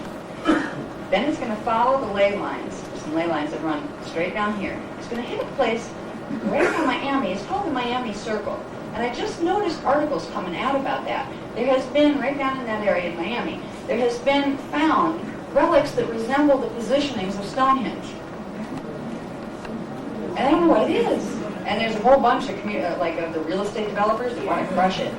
Put it out there. It's in court. They're trying to decide, whether they're going to let them build condos on top of it, or if they're going to preserve it as a historic site. Certain forces don't want to preserve it as a historic site. Because they want to use it and then bury it real fast. What is happening in a lot of places, but especially down here, down in Florida, which we were guided to go for what reason we didn't know, there are certain sites down in here, especially down in this area, and then moving down and through here in the ocean, to the Gulf, down and through here a little bit, and down and through here. There used to be landmass there. And that was where part of what we call Atlantis existed, the last Atlantis anyway. Now, people don't realize sometimes that Atlantis wasn't one place. Atlantis were the places, the continents, that the Atlantean root race lived on. It was the peoples that were called Atlanteans. So we tend to refer, when we read the race memory matrix, that, it was Atlantis. That simply means the Atlanteans lived there.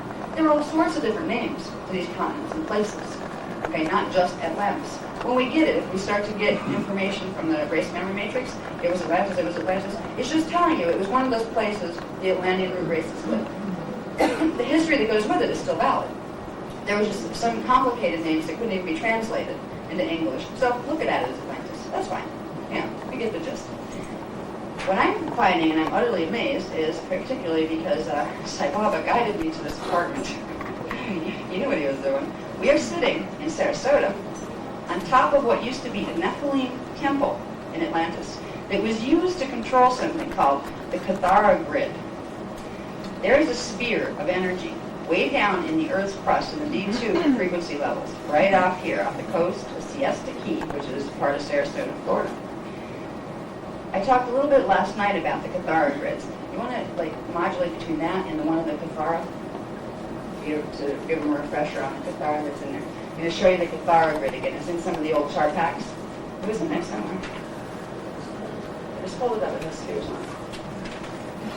There we go. Okay. Now this was the Cathara grid that went with the human body. So when I'm talking about a Cathara grid, this is what I'm talking about. Okay? It is the core structure, the first structure the morphogenetic field will take, and everything else, as far as the light sound grid that gets built, will get built upon this structure and upon the programs that are held within the crystallizations. The programs for manifestation are held in crystallizations of part of K, part of Chi, and part of Count. So the body has one of these, everybody's body. So does the Earth. And the Earth is connected to Tara and Gaia and its higher parts through one of these. And these are multidimensional. They actually go out this way, out this way, and this way. I read that again. I'm going to surrender on this pretty soon. I surrender. Here you go. I'll use my finger. Okay. Now, these are actually multidimensional structures. It would be dimensional. You have this here, and this here, and this here. There's several sides to them. There's actually 12 sides to the whole universal structure of them, but we won't get into that because it makes everything amplified too many times to follow. We'll stick with one. Now, with Earth, Tara, and Gaia, and then its liquid light version in harmonic form, the three Cathara spheres that control the whole morphogenetic field of the Earth's shield, or the planetary scalar grid here, are 1, 2, and 3. Tara has 4, 5, and 6. Gaia has 7, 8, and 9. And 10, 11, and 12 are coordinates within the crystalline liquid light matrix of harmonic universe 4. These correspond directly to the planetary shields that we talked about in that one workshop where we got into personal healing to planetary service. We talked about the singing shields, the scalar grids of Earth, Tara, Gaia, and how they merge through ascension cycles. So when we're talking about the Cathara sphere that's off the coast in the Gulf of Mexico, we're talking about number 2. Now, numbers 1 and 2 are on the main vertical current. And if anybody remembers the stuff we talked about with the body, that is the control line for the other 2. So the spheres that are on this line control the others. And the ones higher control the ones lower. Now, in each harmonic universe, you have dimensions 1, 2, 3, 4, 5, 6. Every middle one, which is the overtone, you have base tone, overtone, resonant tone in every stack of 3. The overtone controls the program, which means in the Cathara spheres, 2 would control the program. You have 1, 2, 3, and 4, 5, 6, 7, 8, 9. See how it goes? So the center ones, the overtone spheres, are the control spheres. In the Earth shield, you can go back to the map. You can go to the map. In the Earth shield, thank you, I don't know what it is to do it. Oh, okay. Okay. Now, the Cathara sphere that is in these 2 frequencies in the morphogenetic field off the Gulf of Mexico here is sphere number 2. That's the prize. That controls the other spheres, 1 and 3. Whoever has control of those has control of the ley lines, the morphogenetic field, every vortex, and every stargate on the planet. Now, this is what all this stuff is about. They want it. The negative side wants it. What they already have. They have number 1. I believe that's the one in the South Pole. It's under the South Pole regions. And they have number 3, which is the one in the Bermuda Triangle. All they need is the last one. That can't be allowed to happen. Because if they get it, they will open it. It's going to begin its activation cycle very soon with the opening of the 4th vortex in Giza on January 1st when we expel the bridge against the ground. If that opens under the 10 code, everything else opens under the 10 code, we go into pole shift. And it will take about 5 years. The scientists are worried about, well, this effect might create that someday, or that effect might create it someday. They're not going to have time to worry about what effect created it. It's just going to bang, and they're going to, what in the world is happening here? Electromagnetism is going crazy. Yeah, it's going to be like one of those frenzies. It can't be allowed to happen. If it does, it's going to be a disaster here. The people here, I mean, ultimately we all eventually evolve back to source. We may have to start a space dust again, but eventually we're never separated from source. We just have to grow back into it. We've come a long way. We don't want to lose that now. We can do a lot to stop the potential of pole shift and earth changes if we make sure that stays under guardian control, stays under the 12 code like it is right now.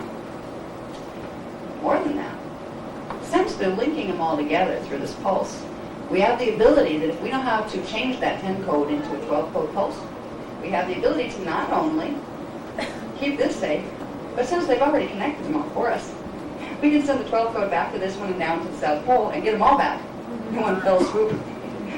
This all at the same time, right in the time frame that the stellar bridge begins to ground. We've been asked to reprogram into the grid using their path a 12 code pulse between noon of December 31st and basically noon, but we don't have to worry about noon here, it's at another location, of January 1st, 2000. So by the time they're going to be sending that pulse out, right around here in the New York area, it's going to hit between, I believe, 12 and 2. So that is the areas of time when certain techniques, kind of like what we were doing here, as far as transmitting vibration into the ground, are going to be needed. They'll catch it and recode here. There's a group in North Carolina, there's groups in Jersey, there's groups in North Carolina. We're all going to be doing at different times, synchronized with each other. Particular ritual of programming in codes, allowing the rishis to run a 12 code, little bursts of it, through us as we open the grid lines and give permission for our fields to be used for this. It doesn't hurt you. It actually accelerates your evolution a little bit. Somebody asked, does it accelerate the aging process? Only if your strands can't keep up. You know, actually, if your strands keep up with you and you're working to activate them, you can actually start reversing the aging process. It's only when strands can't, that more field can't expand anymore, and it hits more frequency, that it starts to go into compaction. And that's when the aging process becomes evident. The ones where, this is why people who aren't ordained, they won't do this with. You can participate, but they will not run a 12 code through you. They will not take a chance of harming you. But when you have a rishi bonded in your field like that, it will modulate the frequency. So your capacity won't be overrode. You won't be harmed. You'll just probably get really juiced and feel, wow, this is neat. You know, you can get. I can't even fathom what it's going to be like. We're doing a thing down on the beach in Sarasota for that time period. Our time slot is like from 7 to 9. Down on the crystal beaches of Sarasota, Florida. Anybody wants to come down, you're welcome to join us. Yeah, we're on PM. Yep. Yeah, and actually people further up here, and they're not even being contacted by me, but it's very interesting because I think they're going off through this area, from Maine to the New England states, and they have affiliates over in the Boston area, and that's why somebody from Boston just said, you should know me. And I was like, yeah, okay, I got the message. They're being given a synchronization to do. That will combine with ours. We'll do ours here. There's going to be some hoopla down here on the beach in Sarasota because people are coming from North Carolina and stuff and from Pennsylvania down. I don't know how big it's going to get. It started out with just a couple of us and we got to do this. And they've been calling me and actually getting a hold of me, which if anybody's ever tried to call me, that's like a miracle in itself. Yeah. They're being sent down, whoever belongs there. If anybody gets the urge, they really should be there, there's probably a reason for it. And if there's a reason for it, just simply say, okay, how am I supposed to make it happen? Because if you're supposed to be there, the way will show itself to you. Some of you were needed here to hold the fort up here. There's a fort, as you call, in North Carolina. It's funny, my publisher is going to be running part of that one. The one who publishes the Voyagers book, Grant Publishing. You know, they're very good with that. That's why they have those books. They're not just people who are making money off New Age books. They're people who understand. Yeah. So they're going to be doing something with other people from North Carolina. We're going to set a new pulse in here, and we're going to get it right. That's what we're aiming, into that sphere, the second Kathara sphere. Because as soon as we get a 12 code manually put in there, it will begin shooting that 12 code all the way through the grid line. And by the time their pulse that they already sent time to hit Giza right at the specific calculations when they figured out that the stellar bridge was going to start its frequency infusion into the Great Pyramid, which is what all the hoopla about putting the capstone on. It will be a 12 instead of a 10 that greets me. This is going to cause a little problem for many of the people that will be drawn to gather there are 10-coded people. They will be getting lots of energy even through their systems that they can't really handle. It won't hurt them instantly, but it will accelerate their process of molecular compaction. They will also be offered on the inner, on the astral level, an opportunity for host matrix into a light matrix code where they can process that frequency and get out of the phase lock on their gene code. So they'll be taken care of. They're not going to be like, fried or anything. But as it comes through Giza and goes into the earth core, into Amente opens under the 12 code. Problem solved, at least for the immediate future. Because if Amente opens and that second Kathara sphere opens under a 12 code, there's nothing they can do about the fact it's under a 12 code now. Because once it's open under that code, you can't change the code. That's why they're going for it now. Because the stellar bridge is due to ground. basically between noon on the 31st of December and noon on January 1st, 2000. That begins the opening cycle of the fourth vortice. So basically, it's highly advanced geologic science we're being asked to do here. But it's no more complicated than what the Native Americans and the Africans and the Atlanteans and Lemurians have been doing all along. They didn't need the technical understanding. They had the intuitive understanding. Their bodies understood it. As was demonstrated earlier, when it was basically jumping out of my skin trying to say, move your bodies to the rhythm, feel it, you know. We're not used to moving our bodies, hearing our bodies, listening to our bodies. We're used to making sure they behave. You can't feel the earth body when you do that. You want to be able to feel the earth, you got to feel your own body first. It's a part of the earth. So when I try to get you to move and feel, I'm not just saying, you know, wiggle around like a worm. I'm saying loosen up your feels so you can begin to feel the earth, because the earth will tell you many things. People say, well, exactly how do I do this? Especially very rational, logical people go, well, exactly what is the timing? You and your body know this already. We'll give you some basics, but as far as setting those codes, each one of you has a rhythm and a tone. When you came through Mente into birthing here, when you first entered Harmonic Universe 1, I don't know what your tone is, or your code, or your rhythm. The planet knows, and your body knows. You need to be able to, when you do the simple, we're going to do the Uriah Kumnare, because it opens up the 8th dimensional frequencies and allows the ley lines to be reprogrammed. It allows the spheres to be reprogrammed. It allows your DNA to be reprogrammed. It allows your DNA to hold those bursts of 12th dimensional frequency. So we'll use the Uriah and build it and build it and build it. We used to build these incredible force fields with this back in John's time. So it's real. Then you're going to be asked to trust yourself and feel the earth. And if your body feels like moving, let it move, because that may loosen up what that particular rhythm is.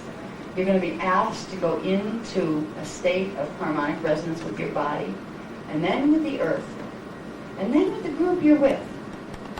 That's where the group leaders come in. You're going to try to help these people create this harmonic resonance. You were given some tools today.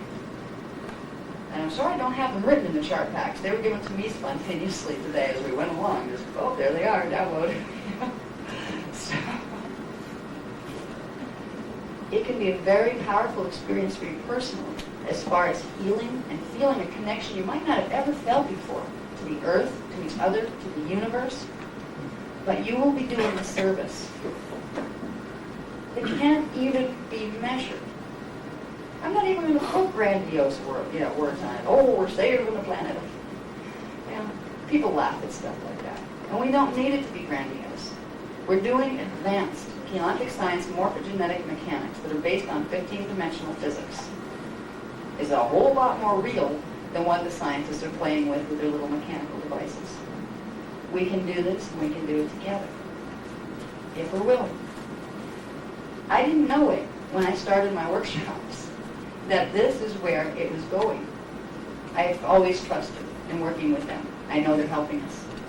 I didn't realize we would be called to do something as important as this. I knew we were going through some, possibly rocky times and that kind of stuff, and we're supposed to help ourselves get our DNA ready to deal with it. It has built up to this. This is what all these workshops were about. And I found out maybe like a week before you did that they were leading us to develop the skill and the understanding to set the grid where we had it in our consciousness now, to know how to conduct ourselves, to change these things, to make a stand for our planet.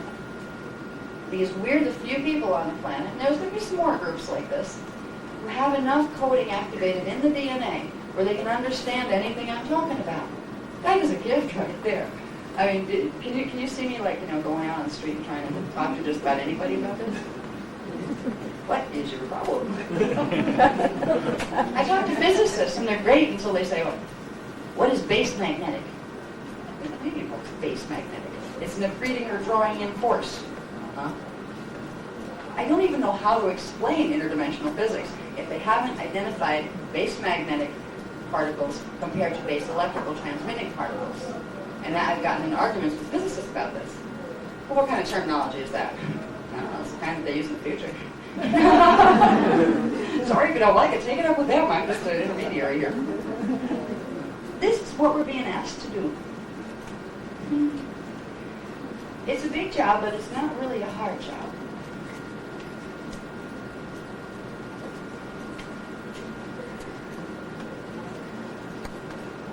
I think I said enough of the hard stuff. I think I'm over time as usual. I'm going to take us through the final exercise. Let me think of how you combine several things into this. Because first of all, I want to help you to release any fear. Second, I want to help you to meet your miasmic devil. To say, hi, welcome home. We're going to fix you. So we're going to do those two steps first as we go in, and we're going to combine it into one thing. Then we're going to go into a meditation that's about connecting with the higher light fields. And it's called Building the Towers of Light. We're going to learn, and believe me, I have no idea what I'm going to say. This is going to be great. This one's coming through live. So don't often do something. And it's not Enoch, by the way. He doesn't channel verbal. Okay, that's something that he doesn't do. But there's others of the guardian lines who are fine with that. I'm not channeling exactly. I hear them, I'm still here. I'm translating what's being told. We're going to connect with what's called the blue-purple or the violet-purple spirals of light. There's sixth, seventh dimensional frequency. And we're going to take those spirals and we're going to take our discs, and we're going to make one big disc, and we're going to spiral it up through the sky, and up through into Nataka, which will run through Tara and Gaia. There's many of these being built by other light workers groups on the planet. We're connecting ours to the grid. That is the grid. It's almost like a trail of electronics that are all plugged into each other. That 12 code can be sent down through. What happened? So, we're going to go into a meditation. And what I want to end it with, we're going to do a transmission for those few people who weren't there who wanted ordinations, where you get the rabbinate ordination, the frequencies transmitted that will begin activation of the star crystal seal, the heart crystal seal. So if you're in the room, there's not going to be time after, we're going to do it during this. We're going to use the Uriya Kunari. After we come out of the meditation, I'm going to start singing the Uriya Kunari, and I'm going to ask the whole group, because many of you know it by now, you did wonderful last night. I was like, wow, listen to this, they're beautiful. They're going to have me do some overtones. The Raji can play as he is inspired to do. Preston is welcome to join me, because he does some wonderful bass tones, and boy, every dolphin and whale on the planet hears him every time he does that. He's got the cetacean Syrian bass tones going, which the grid of the earth responds to. That's why the dolphins and such are here. They keep that tone for us. He's very good at vocalizing. We're going to go into the Uriya, and we're going to keep the spiral going. The spiral we build in meditation. And we're going to feel it move through us. We're going to feel it move through the room. Then I'll bring you back in. And anybody who would like to join us outside later, like I said in the flyer for anybody who got it, ask to bring candles if you want to come. We're going to do a real quick one. We don't have to make spectacles of ourselves. But the area of the Empire State Building is very often used for transmission of the negative pulse. We like to go out, and you know how people sing Christmas carols and those kind of things. Real quick, not too loud. Prayer. And the Uriya. And maybe even, if people feel inspired, do something like Let There Be Peace on Earth. So if anybody walking by says, what are they doing? Oh, they're just singing like, peace on earth. Is it, will you join me in that? How many people will join me? Thank you. Thank you very much. That'll be wonderful. All right. So we're doing this in a string of events here, okay? We're going to go through the meditation. We're going to release fear. We're going to meet your shadow and take its hand and say, let's go into the light for transformation. Then we're going to connect with these blue-purple spirals of light. We're going to take our consciousness there and follow what comes through. Come back into the room. Do the Uriya. lights out for this, like, low for this.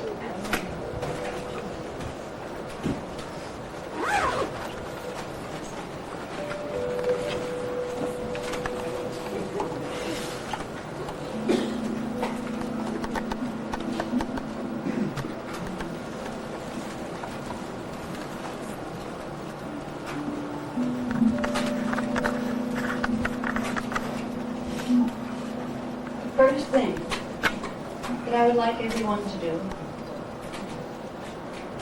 is take a deep breath. You don't have to have your eyes closed yet. Ooh, now it's nice and dark. Do we have the, yeah, there we go. They have the candles. I love the light. Flashlight on my feet. Okay, sorry, thanks. In this workshop, we had some fun today. We learned quite a bit, and our bodies learned even more. They learned to do some things that they haven't remembered how to do since the Lennis and Millenium days. We also were confronted with some information, the shadow of our culture that's emerging right now. All right, in front of me, please. Thank you. Yeah, both would be good.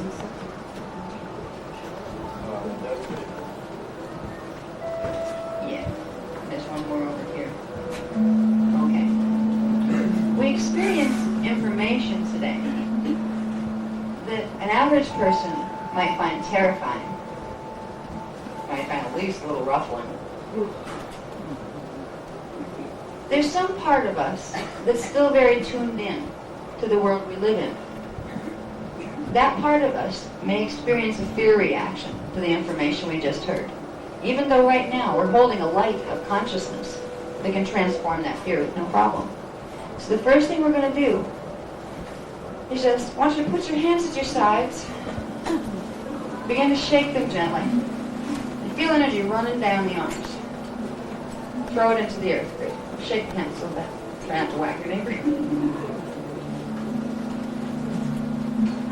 Take a deep breath. And pull any fear energy from the body. Say, okay, I'm a fear magnet now. I'm pulling it all up into the astral, into my heart chakra. Now I'm going to blow it out the arms down the head. Now I'm going to release it, and the earth will transmute this for me. It knows how. Any fear that you've carried. And anytime you get afraid, you can do this.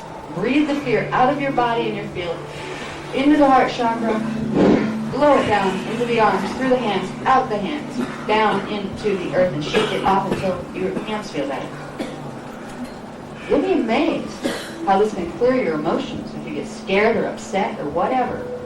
You know, if you're in the argument with somebody and you're getting all tense and you start doing that, they're going to look at you like you're from the moon.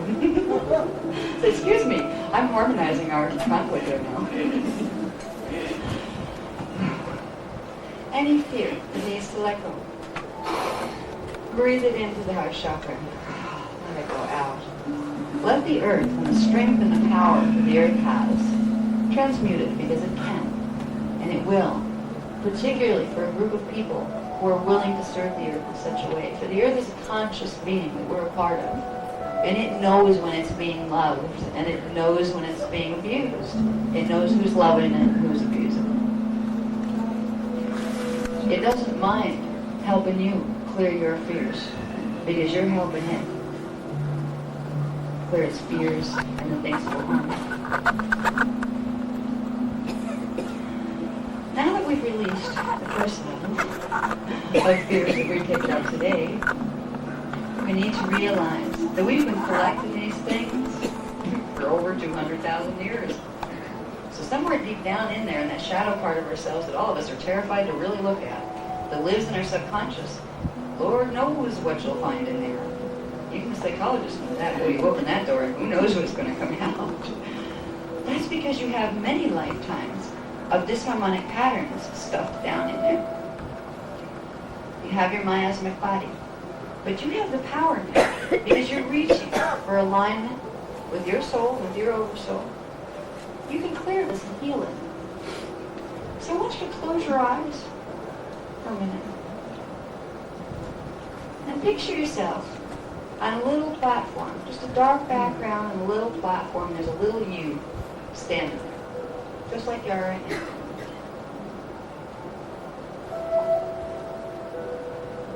of a sudden the dark background turn into a light background. As if the sun came up and now you're in a field of light. Take a few breaths and breathe in the field of light. You're breathing in higher vibration with every body cell. Every body cell. Now in your visualization, notice the body's growing lighter and lighter. It's beginning to sparkle like little star specks. You should also notice there's little dark specks emerging with the star specks. When you bring in the higher frequency of higher consciousness, it begins to vibrate loose the miasmic body. The vibration's too high for the miasmic body to sit still anymore. I want you to now feel the light coming into your physical body and imagine it coming into the little body that you're envisioning. You should breathe the light into the physical body and it moves down through the body with the breath.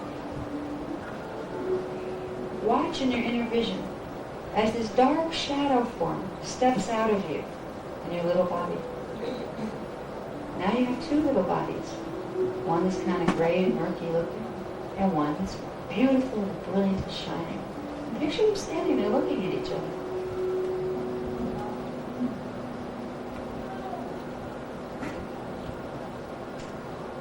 Your shadow may take on many forms once it's freed from your body form. It may turn into a raging demon that has big teeth, wants to bite you.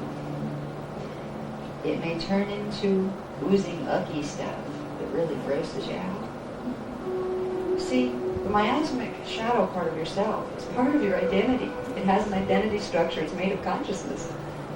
So it has a personality all to itself.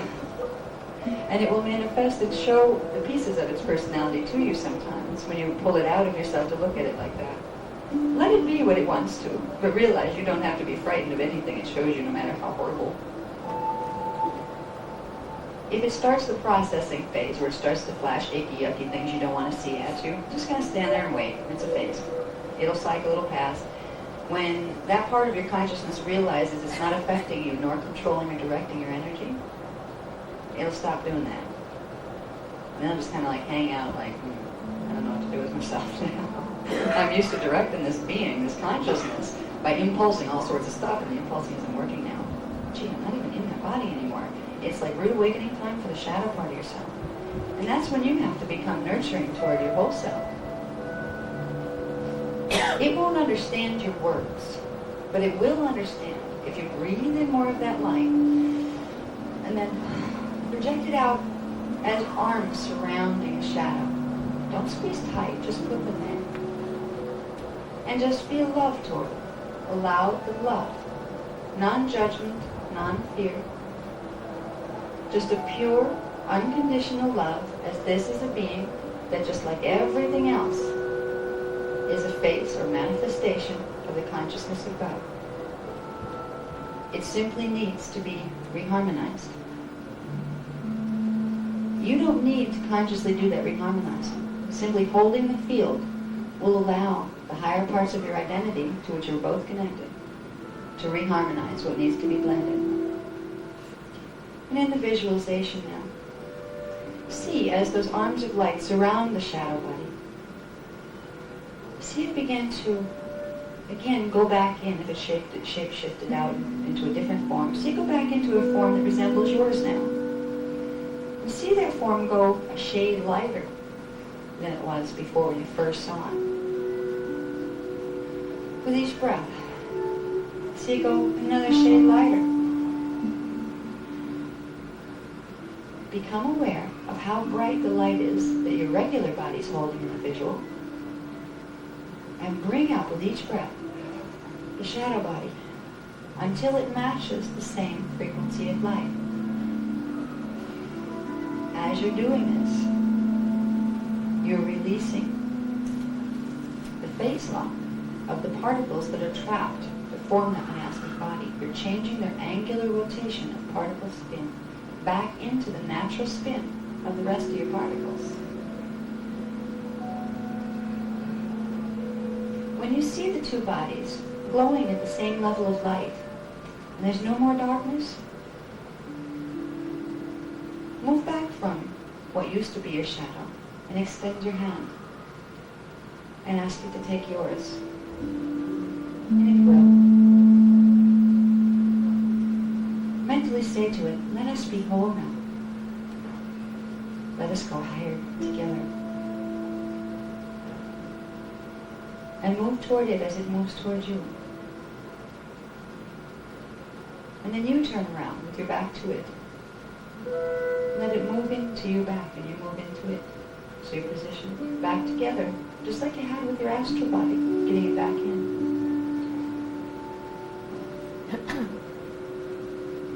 The more you do this exercise, the more levels and layers of the miasmic body you will pull from you. You will turn them back into light. The more of those frustrated, scared, confused parts of yourself that have been buried for centuries will be allowed to come back into the higher order of your light and your enlightenment. And that's what a soul-integrated being does with themselves. Now that you've returned the shadow and turned it into light, you have given yourself back a huge amount of power that before the shadow was draining from you. You have more power now than you have in 200,000 years when that shadow began to track you. Try to feel for a moment as you breathe the new power that's coming to you now from your own being, the energy that's not trapped anymore. The level of the shadow you released now gives you as a gift the energies it was holding. And you as a gift have given it healing and reintegration so it is no longer lost and severed. That power that you have now is going to be used to build wonderful things that will affect planets and star systems and will lead you into a path of evolution that has more joy than you can imagine on this planet right now.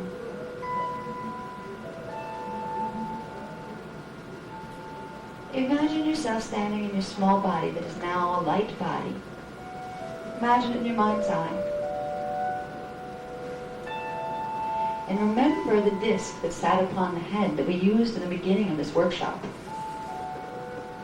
Find it. It's up there somewhere. If it's way out there, kind of reel it in and bring it back down to sit on the top of your head. If it's a little tiny thing, like a pea sitting on the top of your head, flatten it out and make it come out to like a hat size at least. So you have your disc there. So now you're doing two vectors of perception. You're aware of the disc on the head, and you're aware of the little light body in your inner vision. Now you're going to bring the two together.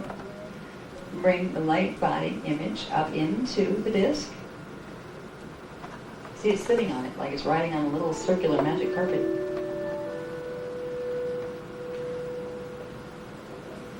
Begin spinning your disc in whatever direction was most appropriate for you.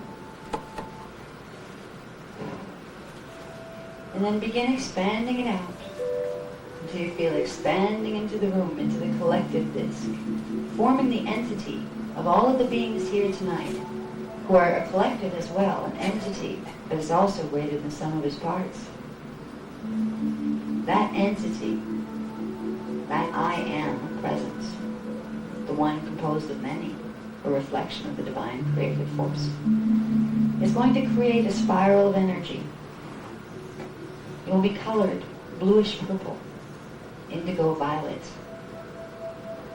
the frequencies of the 6th and 7th dimension.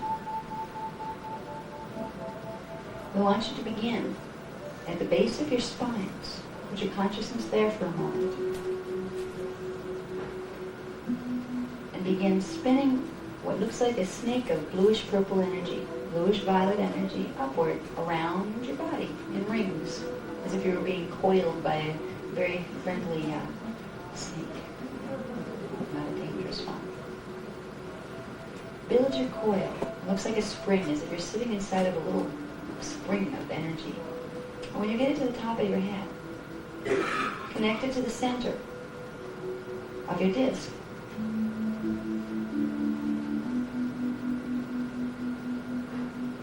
And again, expand your disc out into the center. And visualize in your mind all of these little purple blue-purple things that are connected to the discs, connecting in the center of the room, about halfway up in the airspace. What it looks like from D4 is a bunch of purple springs connected to a platform of light at the center. Now, as a group,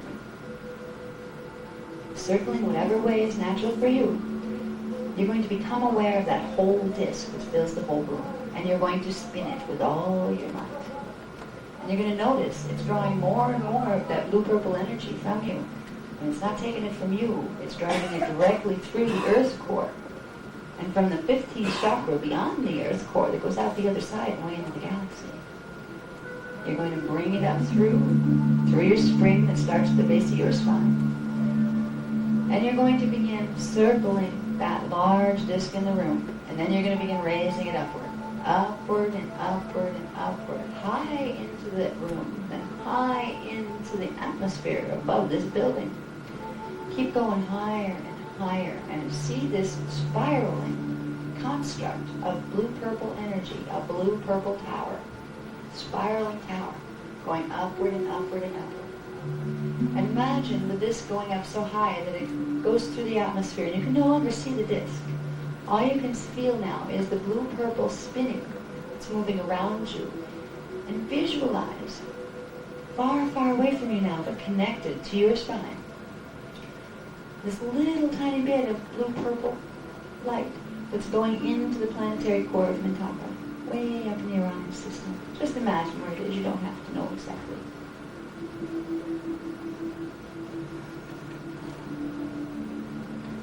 Once you've seen your connection to Mintaka, bring your consciousness in any way you choose and observe what way you come back down. It'll tell you something about how your consciousness works. You'll figure it out. I'm not going to tell you.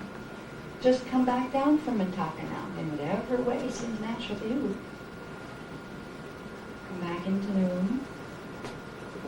Come back to the base of your spine for a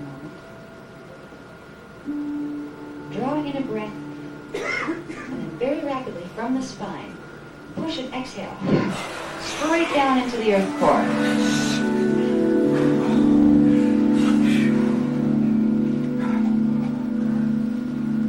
You have laid the grounding rod for the blue-purple tower that you have created.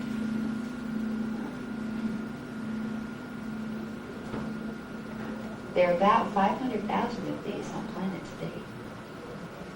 They're in groups that for the last 10 years have been creating these just to prepare for the ascension cycle.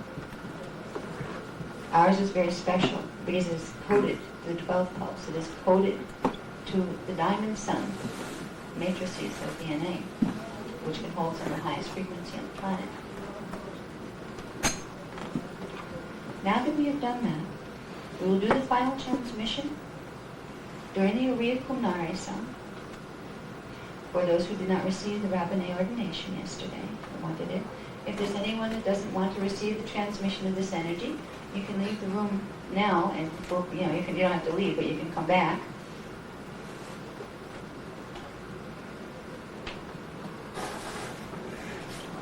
We'll do the Uriya, and then we will get ready to go down and continue with our blue-purple tower and our Uriya, and give our gift to New York City for tonight.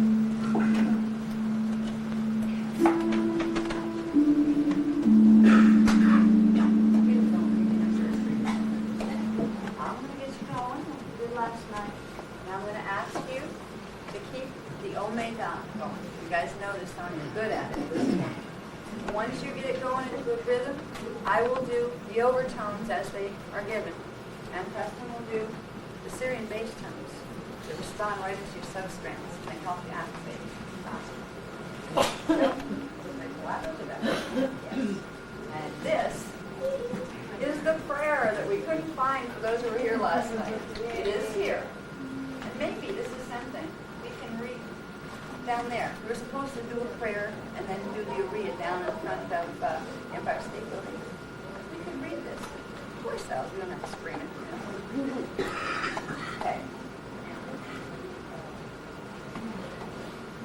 Start with the Uriya.